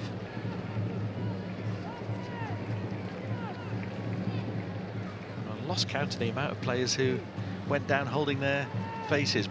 More from the Portuguese side, I have to say, in that first half. It wasn't a dirty game, certainly. Rough challenges, maybe a few late ones, but James here with a free kick, decent delivery, and it was Rhiannon Roberts who had made that late run in on ice, collecting instead. And here come Portugal. Mendes trying to break past Hayley Ladd, who's recovering for the forward player Roberts. He's out of position there. Roberts trying to find Hannah Kane. That's the risk you run sometimes of committing players in those wide positions forward. It can leave you exposed. I think Katie said that during the half-time analysis. Yeah, but especially from a set-piece situation like that, you want to, get more numbers further forward, especially the likes of Rhiannon Roberts, who's a big threat. And I thought she was going to get on the end of that. She just seemed to check her run for some unknown reason, and then it was just a bit too far in front of her. But Hayley Ladd's positioning once again, and very good. Good tackle from Holland. Back to Rhiannon Roberts. Wales, or some of the Welsh players, playing with the sun in their eyes. That Welsh right. Great experience for players such as Esther Morgan here to play in a stadium like this, in front of a crowd like this. Here's James. Another player who perhaps had a bit more club football this season, more than she would have liked at least. Also, just seeing that, she just seemed to check her run a little bit, Rhiannon Roberts, but the ball in by Angharad James was better this time because it wasn't so straight. There's times where the ball in hasn't had enough of an angle on it for the players to then go and attack. But yeah, going back to Angharad James, she's been in and out of the Spurs team a little bit. It's been disappointing for herself. She's trying to play her way back into the team, start the last few. Amado to Root, still with the best chance of the game so far. Pass inwards there from Pinto in towards Amado. Again looking to stretch the play, and it's Nazareth. Borges has made the run in front of her. Gary Holland helping out the defence. Nazareth opting to go back. Good tackle from Ingle. Here's Holland. Kane in front of her, but couldn't get past Pinto. Sliding tackle. And it's Portugal who've come out of the starting blocks. The quicker of the two teams at the start of this second half. And Canasau, great goal. Telma and Canasau onto her left boot and put it past Olivia Clark. And the Portuguese fans celebrate.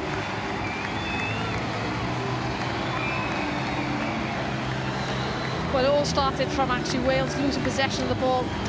They were in an area, it was 4 against 4. Kerry Holland just heavy touch, and then Portugal looking to utilise their wide players quickly. Hayley Ladd sucked into that, drawn into that position there. And you just see Esther Morgan is trying to force her actually down to the right-hand side, onto her right-hand foot. Just wonder how much of that Olivia Clark would have seen. It came through a crowd of players. Well, we were right behind that, weren't we, Simon? And it just seemed as if she was quite slow to react, so obviously meaning, that she couldn't see it because of the body. the amount of bodies that are in front of her. I guess Morgan would be a bit disappointed. She was trying to do the right thing, show it down, body position, body angle, just a little bit slow to react then as you come back inside. That's where you want your centre half close to you, good distance between to try and cut that off if that happens. Fishlock. The Wales have got to go up a gear here. Started in a sluggish way. Here's Rowe, trying to find a way through, couldn't find one. And heads mustn't drop here, and I have to say, for the most part, with Gemma Granger's team, that hasn't been the case in the games that we've commentated on, as Esther Morgan puts that out into touch. No, they don't concede a huge amount, as we've already talked about.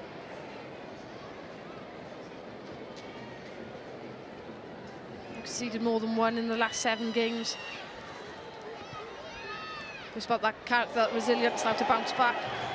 Nice play here from Norton, evading the challenge from Rachel Rowe. Wales have just got to keep their heads here. I think Esther Morgan just opted for safety first there, just so that Wales can regroup. Don't want to concede another. Oh, that's great skill. That's great feet. And from Norton.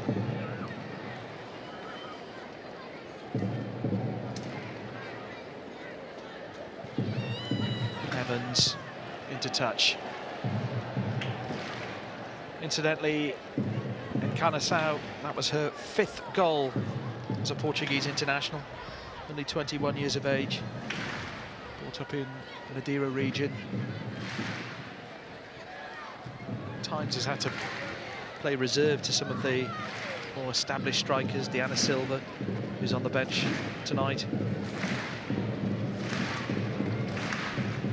Portugal have been bright since starting this second half. Fishlock gives it away. Here's Pinto. Canasau. Jenna Evans forced into a clearance up towards Rowe. Interesting to see how Wales will react now, Gwenan. Well, they've been penned in at the minute, haven't they? Just need to try and get possession of the ball back. This will help now that with Portugal going backwards to keep possession, Wales can get a lot higher, get more pressure on the ball higher up. Great skills on show here from Jaya Norton, who's the goal scorer. Canasau continues her run. Mendes in the middle. Can she find her? Ingle helping out, and it will go out for a Portuguese corner. Yeah, you just see the effect of having that numerical advantage in midfield, just trying to play around and through Wales there. And Nazareth again, as I mentioned in the first half, she's playing really at the top of the diamond, but drifting off to the left-hand side. She come inside this time. She's in that area between the defence and midfield. Cross from Nazareth. Good header from Gemma Evans. Another long-distance effort coming up here. This time, Amado pulled the trigger. Portugal opt to go back to Moraes. Critical stage this for Wales, having just conceded.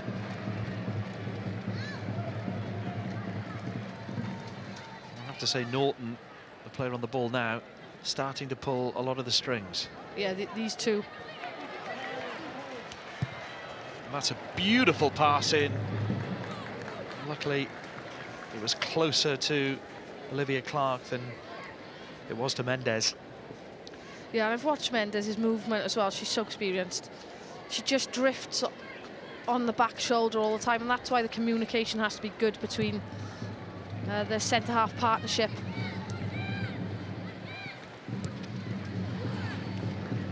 Back to Moraes.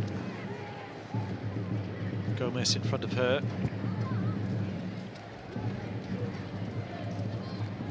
Mr. Morgan with the challenge on Nazareth.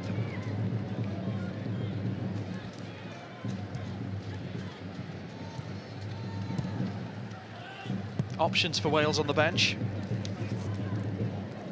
We saw the likes of Josie Green, Megan Wynne, Fionn Morgan all appear off the bench last Thursday.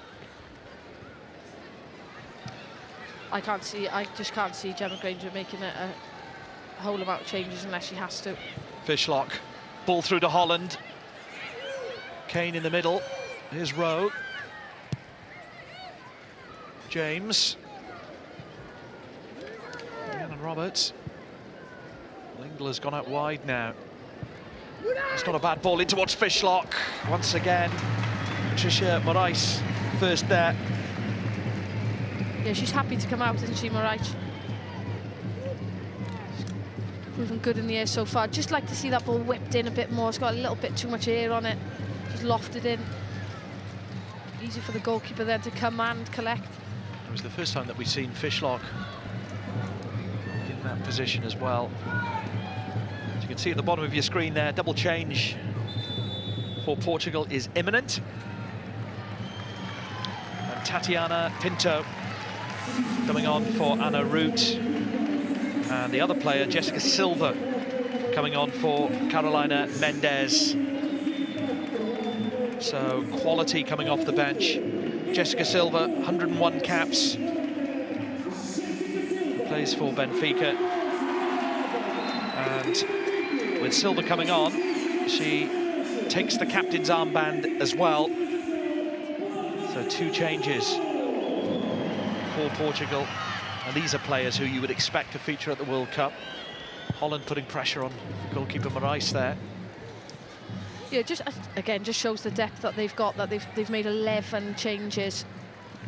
Okay, at times, you know, there's, as we mentioned, there's going to be a lack of continuity between partnerships and a little bit rusty in terms of communication. But all players have looked really adept. They know their roles, especially within this formation system. And they can bring the likes of Silva on. It's quite frightening. And Silva's ball in towards the penalty area. Looking for Canasau. Amado. Here's Ingle. Well, Fishlock is onside. And has to work hard to keep this in. Oh, what a shame. Well, a smile from Jess Fishlock. Oh, I thought she had kept it in then. She shouldn't know. It has gone out. Ingle just looking to release her with that lofted pass again. It's a Welsh throw. Put out by Katrina Amado. Wales struggling to keep hold of the ball here, but here's Hannah Kane. Needs room to cross. Oh, it's an unfortunate pass. She looked for Rachel Rowe. Here's Jessica Silva, who within, what, 2 minutes of coming onto the pitch has already imposed herself on this game, you feel. Here's Holland. Towards Fishlock, perhaps. Roberts in support.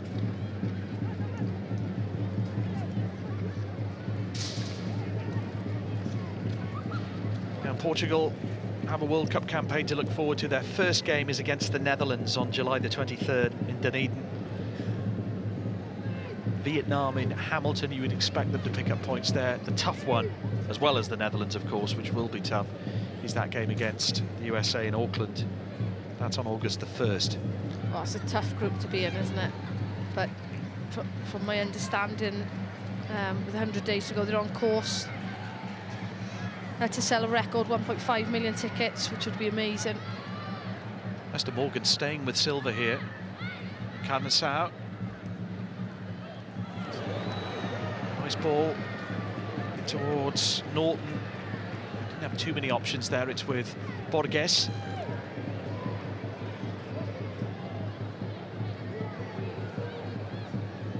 Crossing towards Encarnação. Morgan got the important head. It's Encarnação with the acrobatic attempt. An easy one for Olivia Clark. Well, the crowd enjoyed that one. Yeah, they did. I think they were hoping for a Ronaldo-esque finish. Esther Morgan actually did really well under pressure originally from that cross to deal with the first situation. Crossing towards Kane from Holland. Tatiana Pinto. There are 2 Pintos featuring for Portugal this evening. Here's Norton. Jessica Silva. Big test this for Esther Morgan. Step over from Silva. Looks for the return pass. Morgan has just got to keep keep steady here, don't go to ground. That will be the advice, I'm sure, from the likes of Hayley Ladd. And she did well, stayed with her player. Yeah, she did do very well there. She didn't dive in, just forced the player back.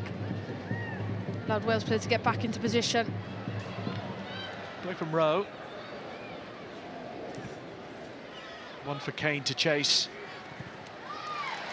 And put out by Diana Gomez.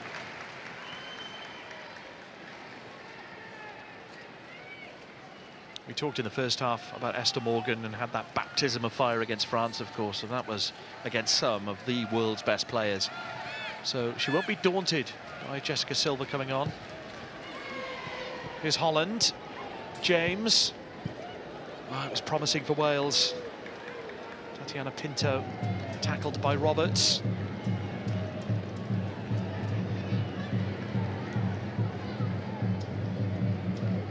It's trying in vain to get that ball in the penalty area. Not working out for Wales in those wide positions, perhaps as it did in the first half. Just need a bit more movement as well off the ball.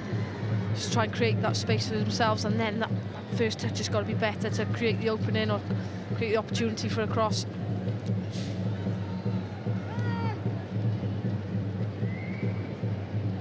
Crossing towards Rowe. A very easy catch for Sporting Braga's Patricia Morais.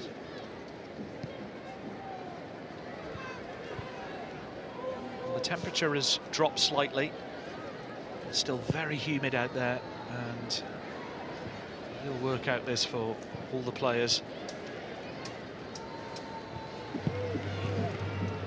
Here's Holland. Oh, just try to feed it through to Kane. Yeah, she's in those. And Carnassau putting Evans under pressure, and Evans, I think, learning from her error against Northern Ireland. Straight back to the goalkeeper, that one.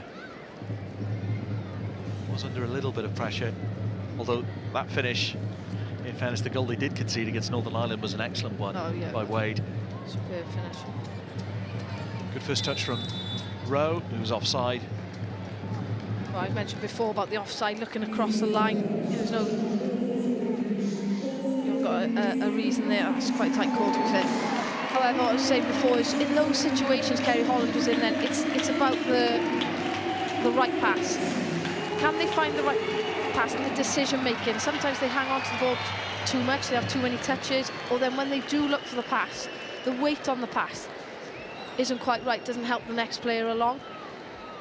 You know, as we saw Thursday evening, okay, everything fell for Wales and were a lot better, but because they had time on the ball, it was a lot easier to be able to make those decisions, or they could have an extra couple of touches against your better opposition, your better opposition. You won't have that time. A crowd of just over 11,000 Guimarães this evening. Can Wales silence them through Rachel Rowe? It's another offside flag. Oh, and that was a really good first touch by Hannah Kane as well, just to try and, can't quite see it, just to create space. Yeah, she is offside. Again, I've mentioned this a couple of times, I'd love to see Rachel Rowe just hold her width a second longer to give herself then that time and space to be able to move into. She just narrows the pitch and the opportunity for herself at times. Ladd's ball for Fishlock. And out for a goal kick. We often say about the amount of travelling that Jess Fishlock has to do. Still such an important player for Wales. And this was the goal, Gwenan. It was that touch, that small touch there that just opened it up.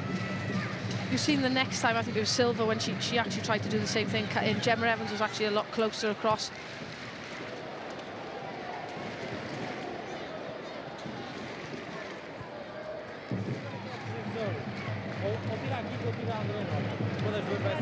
Kane.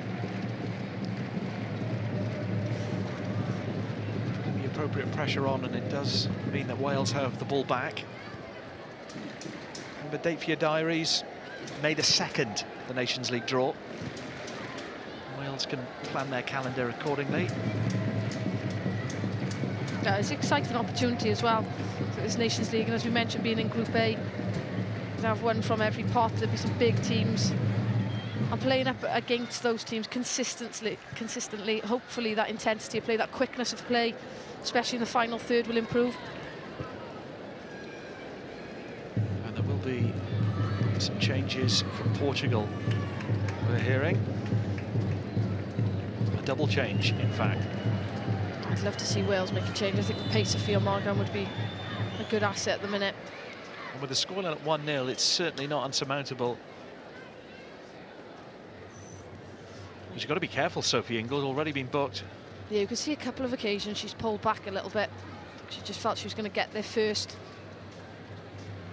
Just think that there's ebbs and flows in games, isn't there, in terms of momentum. I think Wales need to try and take a bit of initiative and make a few changes themselves. And Portugal making changes, 2 in fact. The first to come off is the goal scorer, Telma, and Canazao took her goal well.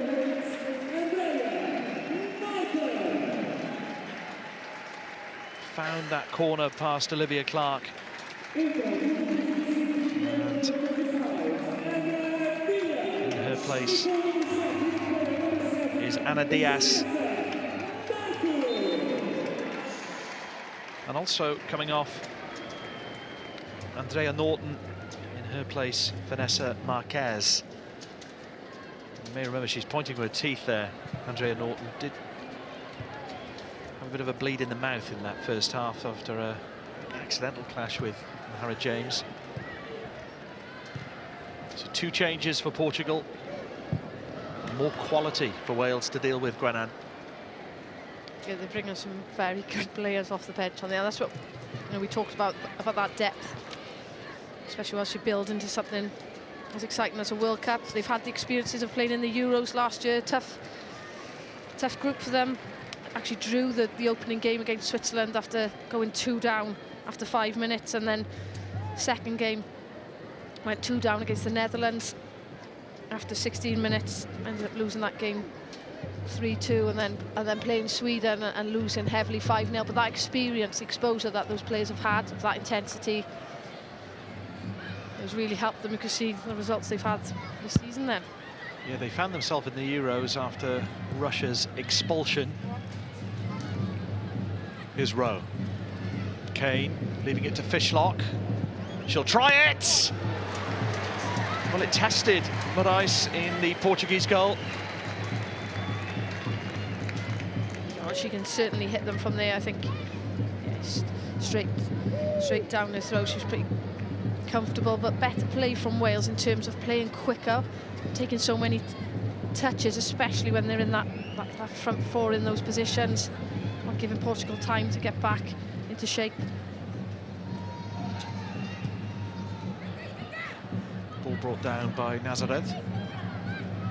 Silva to her right. Esther Morgan again, more than a match for the Portuguese captain.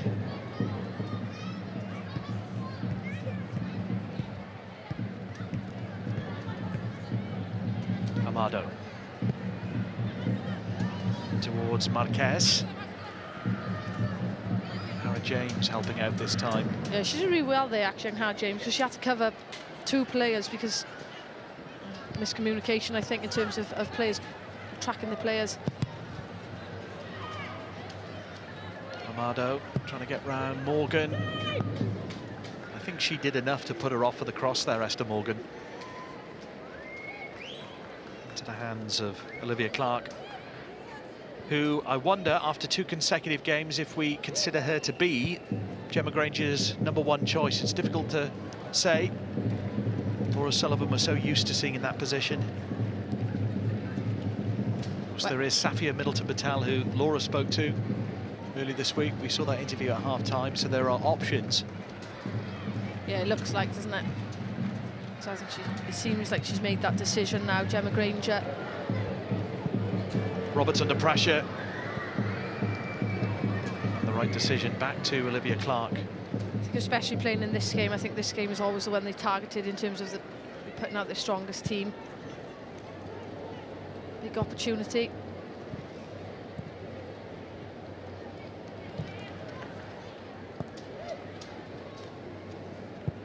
Gemma Evans. Received her 50th cap during the Pinatar Cup and then was applauded by the fans in Cardiff on Thursday when she had a special plaque as part of a presentation.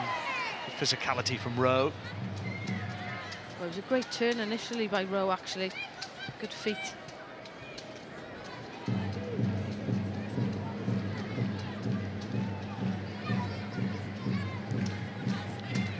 Portugal about to make another change. So they will want to add to this scoreline as it is 1-0. Wales perhaps been a bit too conservative, Gwenan. Sometimes you've got to roll the dice when you're losing a game. I agree, Simon.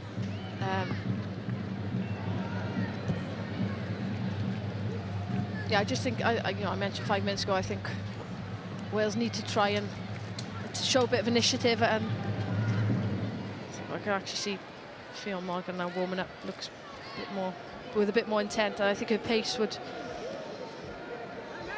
just help Wales.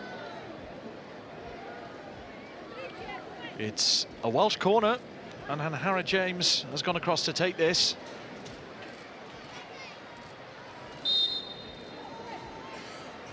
And players to aim for in and around the penalty spot. You can see at the bottom of your picture there. There they are, Roberts, Evans, Rowe.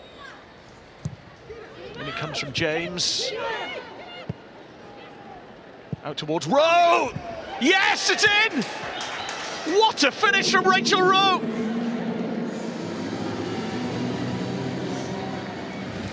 Well, who saw that coming? Fabulous finish from the Reading player. Oh, that was a superb technical finish. You see it again, just the way, you know, as it's dropping down. It was a great ball in initially, actually, by Hannah James. Good pace on it. Portugal just failed to clear it, and Rachel Rowe, she's just watching it all the way. She makes sure, again, she keeps her body over the ball, and just the follow through then. Technically very good, I think. You know, Marais, she's been very good, but a lot of bodies in front of her, and she just can't get across quick enough. Outstanding technique from Rachel Rowe, and from a standing position, volleys into the corner, and it's 1-1. Now, that's a hard skill to do as well. I think a lot of people might think that's a lot easier than it is. You could just see with her standing foot as well, the way she just places it down. She's watched that, the flight of the path, the flight of the ball come all the way.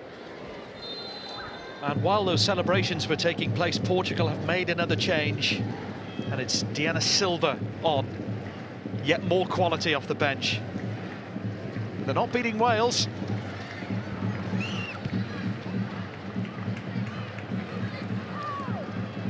Silva. And the decision goes Wales' way. Tatiana Pinto with a push on the back. Well, the reaction from the Welsh bench was something to behold. But there's still work to do, as this cross suggests. And when you consider that they can bring on someone like Diana Silva, Portugal will have a lot more attacking intent, I'm sure, in these closing 15 minutes or so. But it's 1-1, Gwenan, and I think all of us would take that. Oh, certainly. It's about staying in the game at times, isn't it? As we said, there's ebbs and flows, and when the momentum's going against you, just stay in the game, do the basics well. You've got to credit Wales. They do that very, very often. It's then about creating those chances. I've got to be honest, I couldn't see a Wales goal at that point. Couldn't see us really creating anything. However, a set piece and a superb finish. Francisca Nazareth, by the way, no longer on the pitch for Portugal. Here's Hannah Kane. But with the scoreline at 1-1, there's a spring in the step of Wales. I wonder if it changes the mind of Gemma Granger at all, if she was thinking of, well, let's get Ffion Morgan on. Well, the subs that were down there warming up have all come back now, so it doesn't look likely. Nice pass to Roberts from Hayley Ladd. And why not? It certainly silenced this crowd in Guimarães. This would be a terrific result in northern Portugal for Wales. Let's not get ahead of ourselves.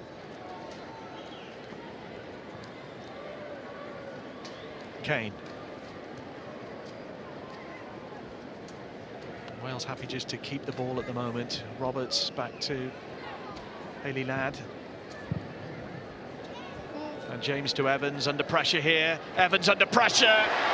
Is it a foul? It is, and Evans, well, it isn't. I thought that the referee had whistled, but the referee said no. And Gemma Evans can count herself quite fortunate, I think. She was under pressure.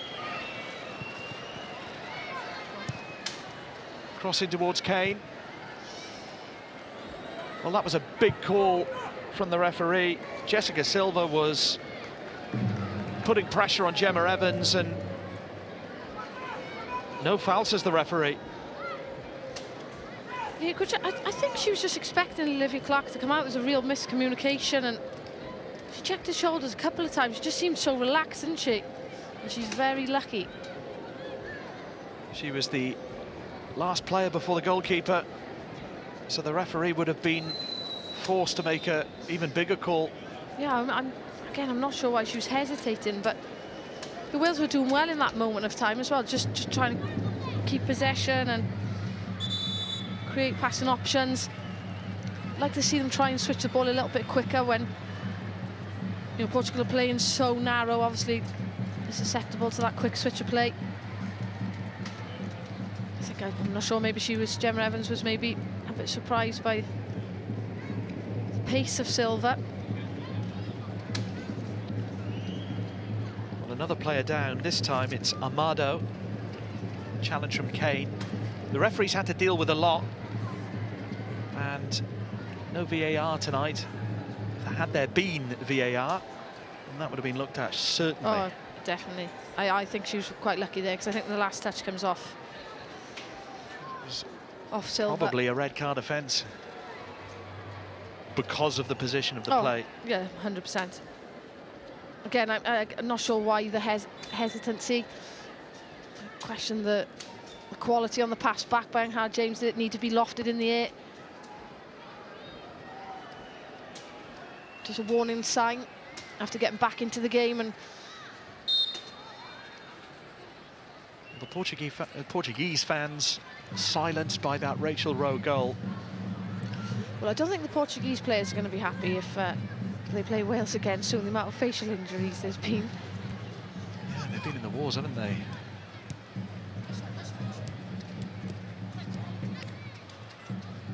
And if they wanted ideal competition prior to the World Cup, then Wales have at times provided that this evening. Ladd, lucky not to have been tackled by Amado. Here's Roberts. Rachel Rowe, the goal scorer. Great finish, and I think that will be replayed, and quite rightfully so, for many months to come on social media.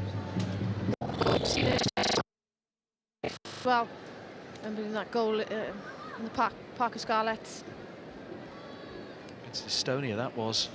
Ooh. Ooh, awkward fall from Gemma Evans. Oh, she's rolled her ankle there, 100%. And you can see the disappointment on her face. She knows. Well, hopefully it's not. We've talked about her importance for Wales. She's been absolutely fantastic with Hayley Ladd as a partnership. I see Fia Morgan to your right there, the player who we thought was going to come on. Charlie Escort there in the forefront. Another option, perhaps. Yeah, I think it looks like they're calling Josie Green back. She seems to be the cover for those central defending roles. I've never known her to play in defence, apart from when she's playing internationally. But it's not looking good for Gemma Evans. You could see straight away, there didn't seem to be much in it, but then as the clip played on, see the way she rolled her ankles. You could just see that she was resigned to, oh, well, you just hope it's not serious, but there's no need to risk her for the remainder of this game. The club won't want to see her injured. They're in a big relegation battle, Reading.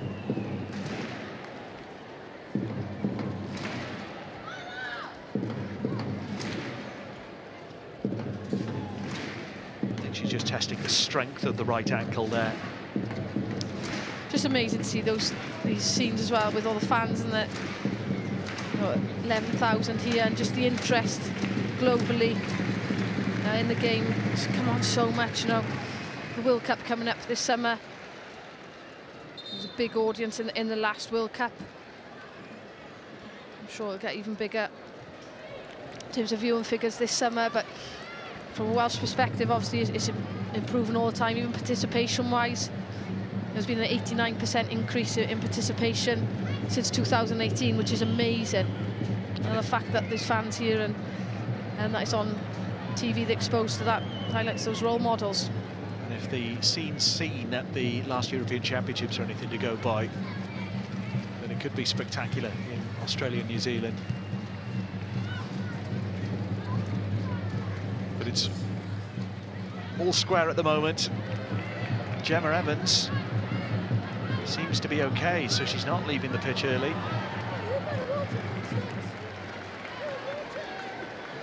Clearly the medical staff would have had a word with Gemma Granger. They feel that she can continue. Over Portugal again, it's flicked into the middle.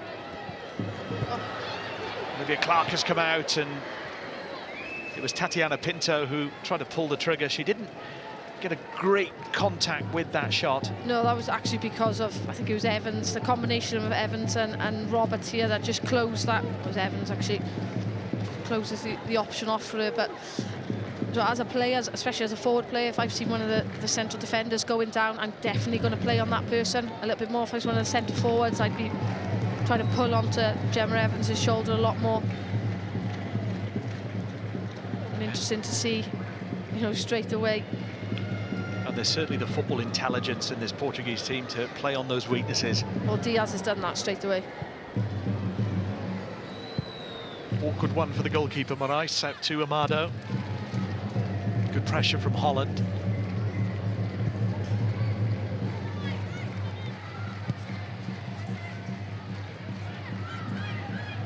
Pinto.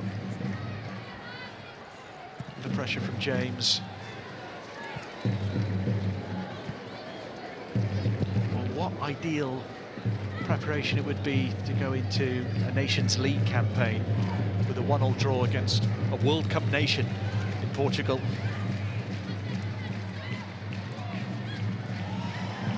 But we have seen late goals conceded by this Wales team. I remember the heartbreak out in France, Switzerland, of course. So need to have cool heads here. Esther Morgan back to Clark. A sensible approach from two young players there.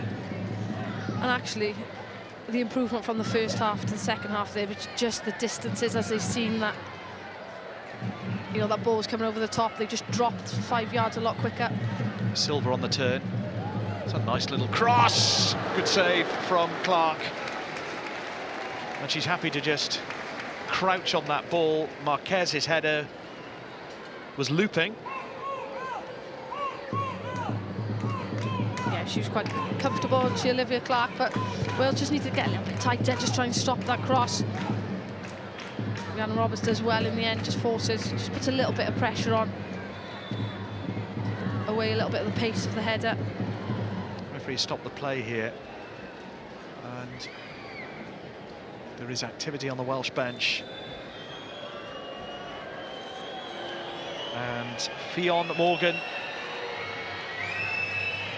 proud West Walian, proud Welsh speaker. Indeed, yes.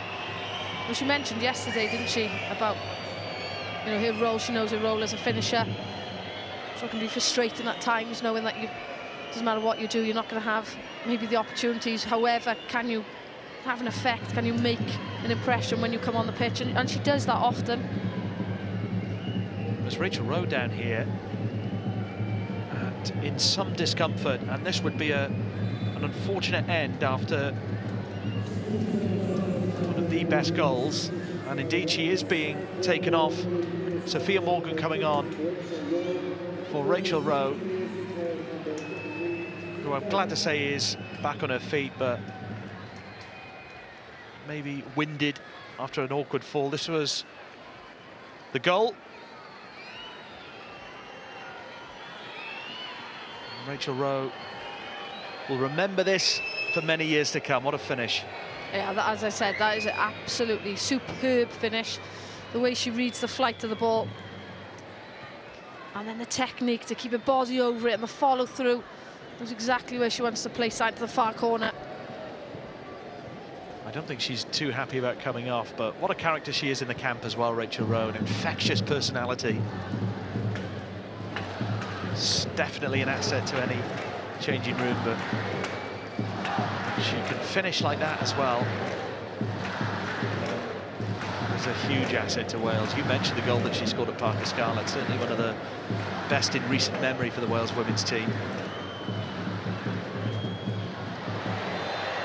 And it's just a case now, Gwennon, of trying to see this result through, having worked hard to get back into the game at 1-1. I think I'm always one of those people that just wants to go out and win a game, and if there's an opportunity to, but it's just about, yeah, attacking with numbers at the right opportunities, using the pace of some of the forwards, but just trying to stay compact defensively. You're just difficult to please, I think. I just like winning. I'm just competitive. Yeah, nothing wrong with that. No, it's, as I said, it's just about going in the right times. If the opportunity's on to go, there's a counter-attack, definitely go for it. It's a friendly. But yeah, it's a great result, albeit I know there has been changes to this team's not the strongest Portuguese team, but their squad is very, very good. So to come away from home, and if it carries on like this, to get a point would be a good result. I know what you mean. Opportunity is there. You've got the quality of Fishlock, Ingle, these sorts of players. Why not go for a winner? Gemma Evans there wasn't happy about the challenge on her. Finger pointing at the referee, who's had to deal with a lot tonight, this Swiss referee. And that massive call that she made with that incident involving Gemma Evans was potentially game deciding.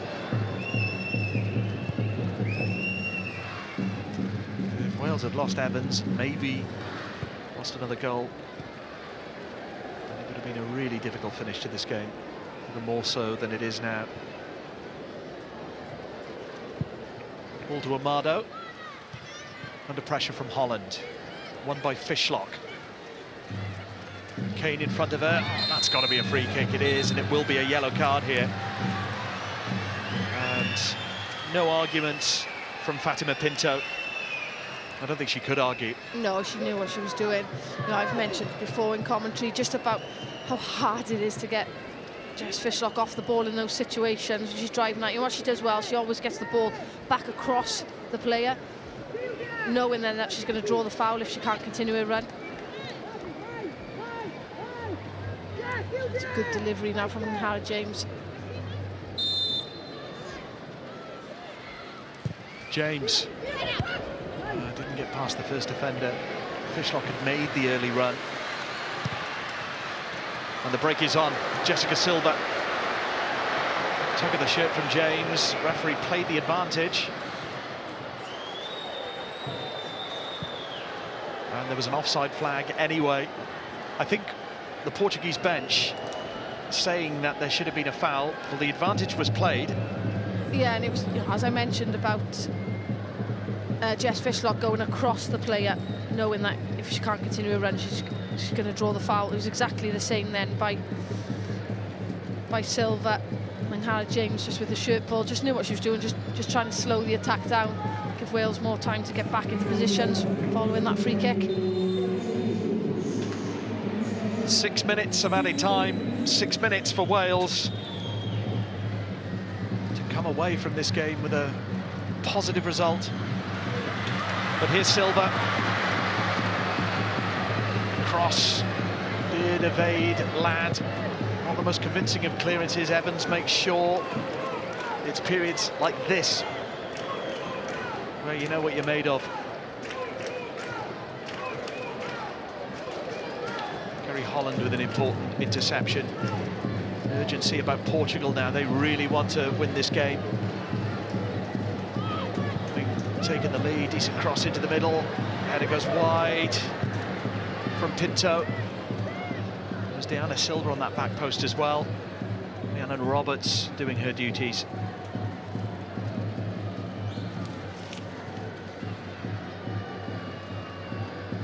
Borges.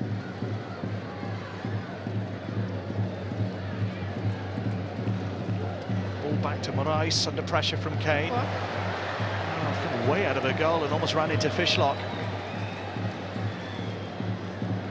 Diana Silva. All over the top for Borges. She may well get there. Pass for Morgan. Decent cross. Diaz was the target. Well, I think she ran into her own player in the end, but actually good recovery run by Esther Morgan. And what she does well, just a tiny little push, and it's the smallest push, so it would never have been fouled against. So just letting, I think it was Silva, know that she's there. Just really good play for someone so young. Esther Morgan putting in a tackle on Jessica Silva.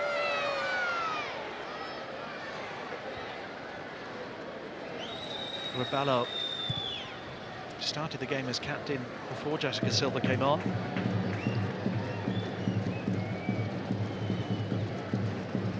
Portugal narrowly lost to Japan on Good Friday 2-1, and they are one of the world's leading teams.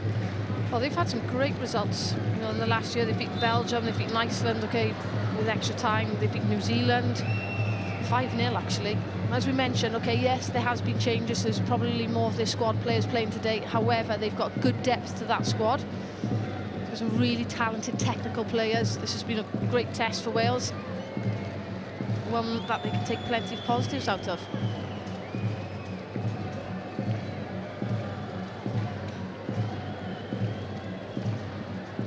It's Gemma Evans to take this free kick, looking for Holland.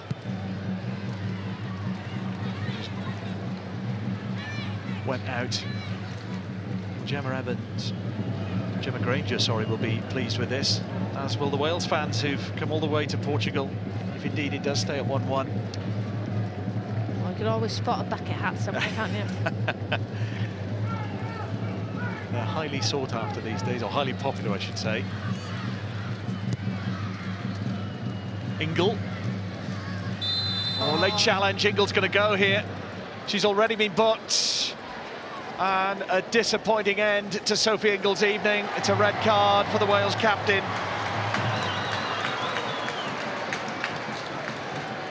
A pat on the back from Gemma Granger, but a disappointing evening in Portugal for one of Wales's best. Yeah, there's been a couple of occasions, hasn't there, in the second half where she's actually pulled out or she's just hesitated, and then she's been... Yeah, she has no complaints on that. It's just poor timing, really.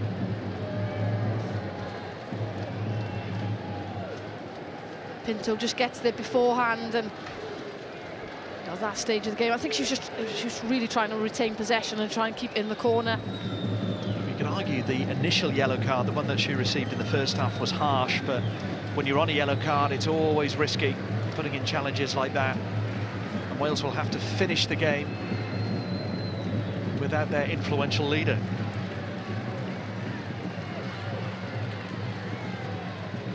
And the captain's armband, as you can see, to Hannah James. Wales need to see this result out. Don't need to panic. Borges tries to find Diana Silva. Fia Morgan gives the ball away. Diana Silva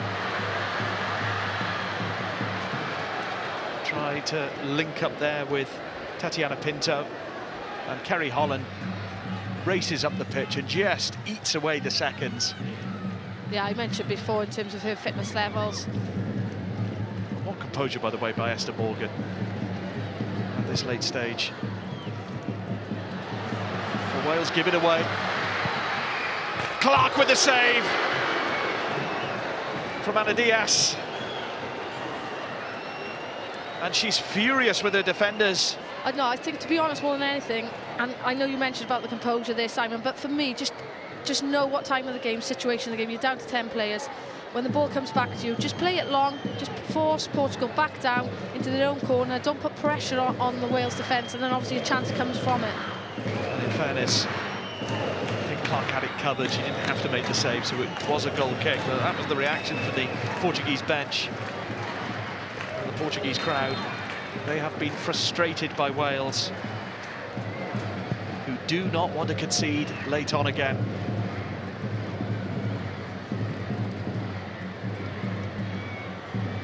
Morgan. Holland chasing down that ball towards the corner flag, I would suggest. See the difference then, just playing it down into an area where Portugal don't want to be. Kerry Holland chasing it and then not diving in, just trying to force the error which has come.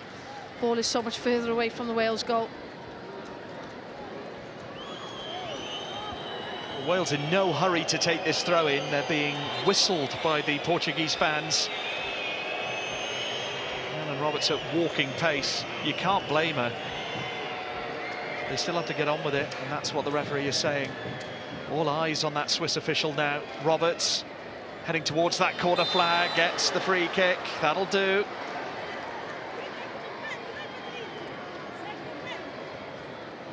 She's very good in those situations, those 1v1 situations, just knows to time and draw the foul. So the frustration on Borges, his face of the Portuguese team. I wouldn't say they've created many clear-cut opportunities. Okay, neither of Wales the second half. And Wales are going to go for the short free kick, keep it in that corner, it seems, to Rhiannon Roberts. Borges putting pressure on. It's a negative approach, according to these Portuguese fans. It's over. Excellent, excellent result for Wales, who have shown they can match a top nation. Well, it's an evening that Rachel Rowe certainly won't forget. Her goal was spectacular. Sophie Ingles sending off was a disappointment, but it doesn't dampen the fact that it's finished. Portugal won, Wales won. Well, a goal apiece and another pleasing scoreline for Gemma Granger. Despite finishing the game with only 10 players, Sophie Ingle, Wales's captain, booked twice and given her marching orders in extra time. So 1-1, very pleasing indeed. And let's look at the highlight of that second half from a Welsh perspective. Some players were looking pretty tired when the Welsh goal came, but a lovely cross from Angharad James, and what a screamer of a volley from Rachel Rowe. Yeah, it was a great goal to get back into the game. Wales really showed their resilience, showed their attacking threat. They do have great ball in by Angharad James. The ball's kept alive, and this is fantastic technique and execution by Rachel Rowe. She's made that look really easy. She's tracked the ball all the way, and the keeper had no chance. She makes it look easy, but how difficult is it, Danny? Very difficult skill. I think if you look here, initially she's actually kind of moving backwards and she plants that left foot, and I actually thought it'd gone wide initially. So delighted to see it hit the back of the net. And we probably didn't deserve that. You know, Portugal, the better team. Certainly the first part of the second half, obviously got their nose in front. But as Katie said, showed our resilience, kept ourselves in the game. And a fantastic bit of skill there from Rachel. And is that a change from a Welsh perspective, that they keep in the fight, something maybe in recent years we would not have seen from a Welsh side? Yeah, it's a great reaction. You know you're playing against a top nation, so it's how you react to going a goal behind. And we talked about it's that mentality, isn't it? We know these are the teams that we have to compete with in order to take us to that next step. So yeah, great resilience and great mentality to get back into the game. And still unbeaten this year. That consistency, how important before we go into that first Nation League campaign? Yeah, of course. I think it's been a good week, to be fair. Obviously, two different types of games. Northern Ireland, we were able to dominate that, created chances, scored goals, good team performance. This one, a little bit different. First half, I thought there were some good elements to our play. Second half, we found it a little bit more difficult, but you had to show a bit of resilience, stay in the game. And look, we have players that can do stuff like that, the likes of Jess, Rachel, who can come up with those kind of moments. So I think all in all, Gemma Granger will be really pleased with how the week's gone. And with the consistency in selection, are you seeing improvements on the pitch, partnerships really developing? Yeah, it's about getting that consistency in those partnerships. We want to see that continuity. We know what we can do defensively. It's about building on our possession game, on our attacking game, and having that consistency with Gemma thinking what her starting 11 is. That's only going to help, but she does have lots of options as well. And that's what we like to hear. Thank you ever so much for your company. And that is it for the football. As for the rugby, well, it does continue. Scrum 5 live on Friday. Glasgow against Scarlets on BBC Two Wales from 7:30. And then it's Wales against England from a sellout Cardiff Arms Park. Tune in from 1:45 on Saturday for that one. And there we have it. Wales unbeaten this year. Things are looking good for Gemma Granger's side. We will see you very, very soon. It's World Cup opposition for Wales tonight. Good shot from Roberts. It's a wild attempt, it hits the bar. Tremendous tackle from Gemma Evans, inch perfect. Hanasau, great goal. Fishlot, she'll try it. Rowe, yes, it's in! What a finish from Rachel Rowe!